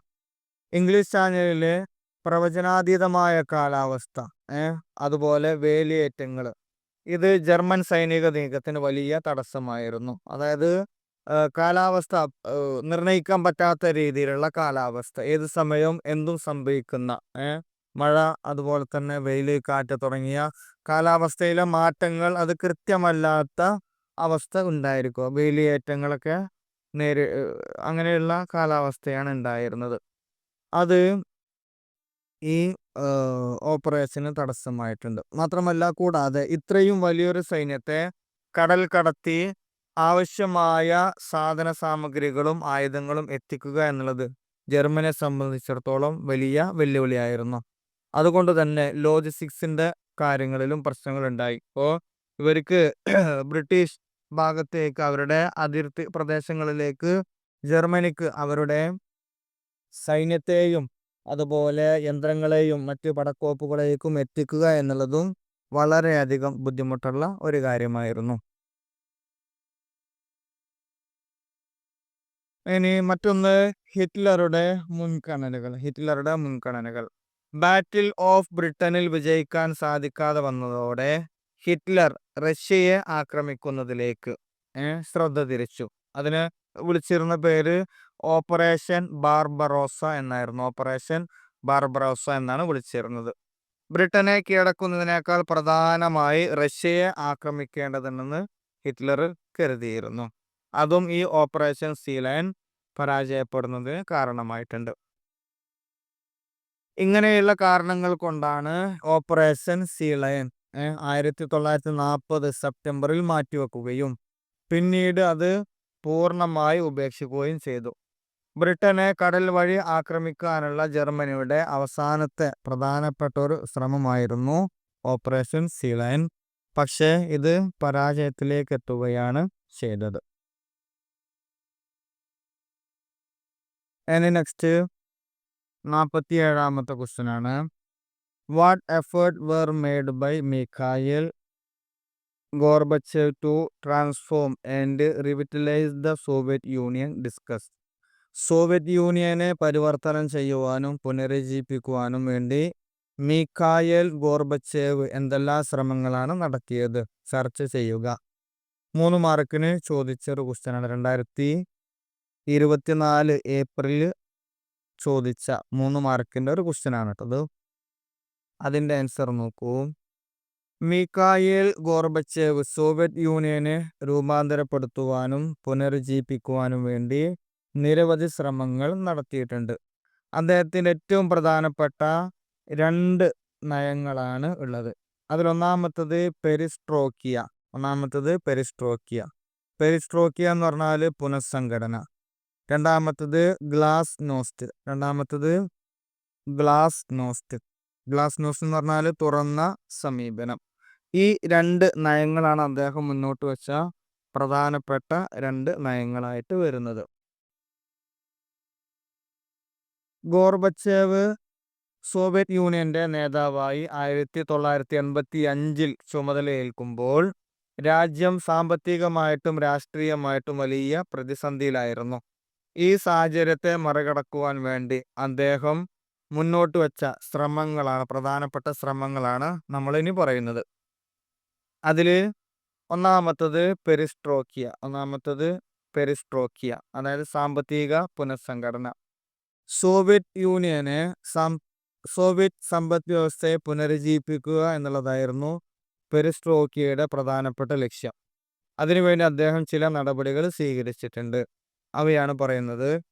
അതിൽ ഒന്നാമത്തെ കാര്യം കേന്ദ്രീകൃത ആസൂത്രണത്തിൽ ഇളവുകൾ. കർശനമായ കേന്ദ്രീകൃത ആസൂത്രണത്തിൽ നിന്ന് മാറി വ്യവസായങ്ങൾക്ക് കൂടുതൽ സ്വയംഭരണം നൽകി. അതായത് അവർക്ക് ധാരാളമായിട്ട് ഉൽപാദനം നടത്തുവാനും ധാരാളമായിട്ട് വിതരണം നടത്തുവാനുമുള്ള ചില സ്വതന്ത്രമായ തീരുമാനങ്ങൾ ഏറ്റെടുക്കുവാനുള്ള അനുമതി വ്യവസായ മേഖലകൾക്ക് നൽകിയിരുന്നു. രണ്ടാമത്തെ കാര്യം കമ്പോള സാമ്പത്തിക പരിഷ്കരണങ്ങൾ. ഭാഗികമായി കമ്പോള സാമ്പത്തിക തത്വങ്ങൾ നടപ്പിലാക്കുവാൻ അദ്ദേഹം ശ്രമിച്ചു. സ്വകാര്യ സംരംഭങ്ങൾക്കും ചെറിയ തോതിലുള്ള വ്യവസായങ്ങൾക്കും അനുമതി നൽകി. ഇത് ഉൽപാദനം വർദ്ധിപ്പിക്കുവാനും ഉപഭോക്തൃ ഉൽപ്പന്നങ്ങളുടെ ലഭ്യത മെച്ചപ്പെടുത്തുവാനും സഹായിക്കുമെന്നാണ് അദ്ദേഹം കരുതിയിരുന്നത്. അപ്പോൾ സ്വകാര്യ മേഖലക്കും പിന്നെ ചെറിയ തോതിലുള്ള വ്യവസായങ്ങൾക്കും സാമ്പത്തികമായ കാര്യങ്ങളിൽ പരിഷ്കരണങ്ങൾ കൊണ്ടുവരുവാനുള്ള അനുമതി നൽകിയിരുന്നു. ഇനി മൂന്നാമത്തെ കാര്യം വിദേശ നിക്ഷേപം പ്രോത്സാഹിപ്പിച്ചു. വിദേശ കമ്പനികളുമായി സംയുക്ത സംരംഭങ്ങൾ ആരംഭിക്കുവാനുള്ള അനുമതി നൽകി. ഇത് സാങ്കേതിക വിദ്യയും മൂലധനവും രാജ്യത്തേക്ക് കൊണ്ടുവരുവാൻ സഹായിക്കുമെന്നാണ് അദ്ദേഹം വിശ്വസിച്ചിരുന്നത്.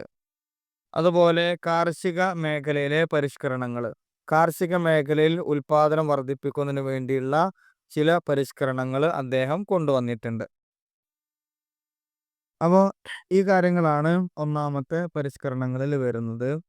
ഇനി രണ്ടാമത്തതാണ് ഗ്ലാസ് നോസ്റ്റ്. ഗ്ലാസ് നോസ്റ്റ് എന്ന് പറഞ്ഞാൽ തുറന്ന സമീപനം. ഗ്ലാസ് നോസ്റ്റ് എന്ന് പറഞ്ഞാൽ തുറന്ന സമീപനം. അതായത് ഗ്ലാസ് നോസ്റ്റ് എന്നാൽ സുതാര്യതയും തുറന്ന സമീപനവും എന്നാണ് അർത്ഥമാക്കുന്നത്. ഇത് രാഷ്ട്രീയത്തിലും സാമൂഹിക മേഖലകളിലും പ്രധാന ശ്രദ്ധ കേന്ദ്രീകരിച്ചത് രാഷ്ട്രീയ മേഖലകളിലും സാമൂഹിക മേഖലകളിലുമായിരുന്നു. ഇനി ഇതിൽ അദ്ദേഹം കൊണ്ടുവന്നിട്ടുള്ള മാറ്റങ്ങൾ, ഒന്നാമത്തത് വാക്ക് സ്വാതന്ത്ര്യം. പൗരന്മാർക്ക് സർക്കാരിനെയും പാർട്ടിയെയും വിമർശിക്കുവാനുള്ള കൂടുതൽ സ്വാതന്ത്ര്യം നൽകി. അതുപോലെ മാധ്യമങ്ങൾക്കും കൂടുതൽ സ്വാതന്ത്ര്യം അനുവദിച്ചു. രണ്ടാമത്തെ കാര്യം വിവരങ്ങളുടെ ലഭ്യത. മുൻപ് രഹസ്യമാക്കി വച്ചിരുന്ന പല വിവരങ്ങളും പൊതുജനങ്ങൾക്ക് ലഭ്യമാക്കി. ഇത് സർക്കാരിന്റെ പ്രവർത്തനങ്ങളിൽ കൂടുതൽ സുതാര്യത കൊണ്ടുവന്നു. മറ്റൊരു കാര്യം, മൂന്നാമത്തെ കാര്യം, വിമതർക്ക് മോചനം. രാഷ്ട്രീയ തടവുകാരെയും വിമതരെയും മോചിപ്പിച്ചു. അക്കാദമിക് രംഗത്തും കലാമേഖലകളിലും കൂടുതൽ സ്വാതന്ത്ര്യം അനുവദിച്ചു. ഇനി മറ്റൊരു കാര്യമാണ്, സർക്കാർ സംവിധാനങ്ങളിൽ മാറ്റങ്ങൾ കൊണ്ടുവന്നു. പാർട്ടിയുടെയും സർക്കാരിൻ്റെയും പ്രവർത്തനങ്ങൾ കൂടുതൽ സുതാര്യമാക്കുവാൻ അദ്ദേഹം ശ്രമിച്ചിരുന്നു. പിന്നെ മറ്റ് ചില പ്രധാനപ്പെട്ട ശ്രമങ്ങൾ കൂടെ പറയുന്നുണ്ട്. അതിലൊന്നാമത്തത് ജനാധിപത്യവൽക്കരണം. സോവിയറ്റ് യൂണിയനിൽ ജനാധിപത്യവൽക്കരണത്തിനായി പ്രവർത്തിച്ചു. 1989 സോവിയറ്റ് യൂണിയന്റെ ചരിത്രത്തിൽ ആദ്യമായിട്ട് തിരഞ്ഞെടുപ്പ് നടന്നു. അപ്പോൾ ആദ്യമായി സോവിയറ്റ് യൂണിയനിൽ തിരഞ്ഞെടുപ്പ് നടന്ന വർഷം 1989. ഇനി മറ്റൊന്ന്, ശീതയുദ്ധം അവസാനിപ്പിക്കുക. പാശ്ചാത്യ രാജ്യങ്ങളുമായുള്ള ബന്ധം മെച്ചപ്പെടുത്തുവാൻ വേണ്ടി ഗോർബച്ചേവ് വലിയ പങ്ക് വഹിച്ചിട്ടുണ്ട്. അമേരിക്കൻ പ്രസിഡന്റ് ഡൊണാൾഡ് റീഗനുമായി നിരവധി കൂടിക്കാഴ്ചകൾ അദ്ദേഹം നടത്തി. ആയുധ നിയന്ത്രണ കരാറുകളിൽ ഒപ്പുവെച്ചു. ഇത് ശീതയുദ്ധം അവസാനിപ്പിക്കുന്നതിന് നിർണായകമായി മാറുകയും ചെയ്തു. ഇതിന്റെ പേരിൽ അദ്ദേഹത്തിന് 1990 സമാധാനത്തിനുള്ള നോബൽ സമ്മാനം ലഭിക്കുകയും ചെയ്തിട്ടുണ്ട്. ഇതിന് മറ്റൊന്നാണ് സൈനിക ചെലവ് കുറക്കൽ. പ്രതിരോധ മേഖലയിലെ അമിതമായ ചെലവ് കുറക്കുവാൻ അദ്ദേഹം ശ്രമിച്ചു. ഇത് സാമ്പത്തിക ഭാരം ലഘൂകരിക്കുവാൻ സഹായിക്കുമെന്ന് അദ്ദേഹം കണക്ക് കൂട്ടിയത്. അപ്പോൾ ഇത്തരത്തിലുള്ള മാറ്റങ്ങളെല്ലാം അദ്ദേഹം കൊണ്ടുവന്നു. ഈ പരിഷ്കാരങ്ങൾ സോവിയറ്റ് യൂണിയനിൽ വലിയ പ്രതീക്ഷകൾ നൽകിയെങ്കിലും പലപ്പോഴും ഉദ്ദേശിച്ച ഫലങ്ങൾ ലഭ്യമായില്ല. സാമ്പത്തിക മേഖലയിലെ മാറ്റങ്ങൾ ജനങ്ങൾക്ക് പെട്ടെന്ന് ഗുണം ചെയ്തില്ല. ഗ്ലാസ്നോസ്റ്റ് കൂടുതൽ സ്വാതന്ത്ര്യം നൽകിയപ്പോൾ പല റിപ്പബ്ലിക്കിലും സ്വാതന്ത്ര്യത്തിനായുള്ള പ്രക്ഷോഭങ്ങൾ ശക്തിപ്പെട്ടു. ഈ നയങ്ങൾ ആത്യന്തികമായി സോവിയറ്റ് യൂണിയന്റെ തകർച്ചയിലേക്ക് നയിക്കുകയാണ് ചെയ്തത്. അപ്പോൾ അത്തരത്തിൽ ചില ചരിത്രകാരന്മാർ വിമർശിക്കപ്പെടുന്നുണ്ട്. ഇത് വിജയത്തിനേക്കാൾ കൂടുതൽ ഒരു തകർച്ചയിലേക്കാണ് പോയത്. സോവിയറ്റ് യൂണിയനെ ഒരു പുതിയ പാതയിലേക്ക് കൊണ്ടുവരുവാനുള്ള ഗോർബച്ചോവിൻ്റെ ആത്മാർത്ഥമായിട്ടുള്ള ശ്രമങ്ങൾ പലതും ഇതിൽ നമുക്ക് കാണുവാൻ സാധിക്കുന്നതാണ്. ഈ കാരണങ്ങൾ കൊണ്ടെല്ലാം അദ്ദേഹത്തിന് നോബൽ സമ്മാനത്തിന് അദ്ദേഹം അർഹനാവുകയും ചെയ്തത്. അപ്പോൾ ഈ കാര്യങ്ങളെല്ലാമാണ് ഗോർബച്ചേവ് സോവിയറ്റ് യൂണിയന്റെ പരിഷ്കരണത്തിനായിട്ട്, വളർച്ചക്കായിട്ട് ചെയ്തിട്ടുള്ള കാര്യങ്ങൾ. ഓക്കെ, അപ്പോൾ ഈ ക്വസ്റ്റ്യനുകളാണ് 2024 ഏപ്രിലിൽ 3 മാർക്കിന് ചോദിച്ചിട്ടുള്ള ക്വസ്റ്റ്യൻസുകൾ. ക്ലാസ്സുകൾ കൃത്യമായിട്ട് കേൾക്കുക, അതുപോലെ നോട്ട്സ് എഴുതിയെടുക്കുക. എന്തെങ്കിലും സംശയങ്ങളുണ്ടെങ്കിൽ ചോദിക്കണം. പഴയ ക്വസ്റ്റ്യൻ പേപ്പറുകളൊക്കെ നോക്കുന്നത് വലിയ ഉപകാരമായിരിക്കും. വലിയ എക്സാം എങ്ങനെയാണ് ഉണ്ടാവുക, എക്സാം സുഗമമായിട്ട് എഴുതുവാനൊക്കെ അത് സഹായിക്കും. ഓക്കെ, ഇനി ഇതിൻ്റെ ബാക്കി ഭാഗവുമായിട്ട് മറ്റൊരു ക്ലാസ്സിൽ കണ്ടുമുട്ടാം. Okay, thank you.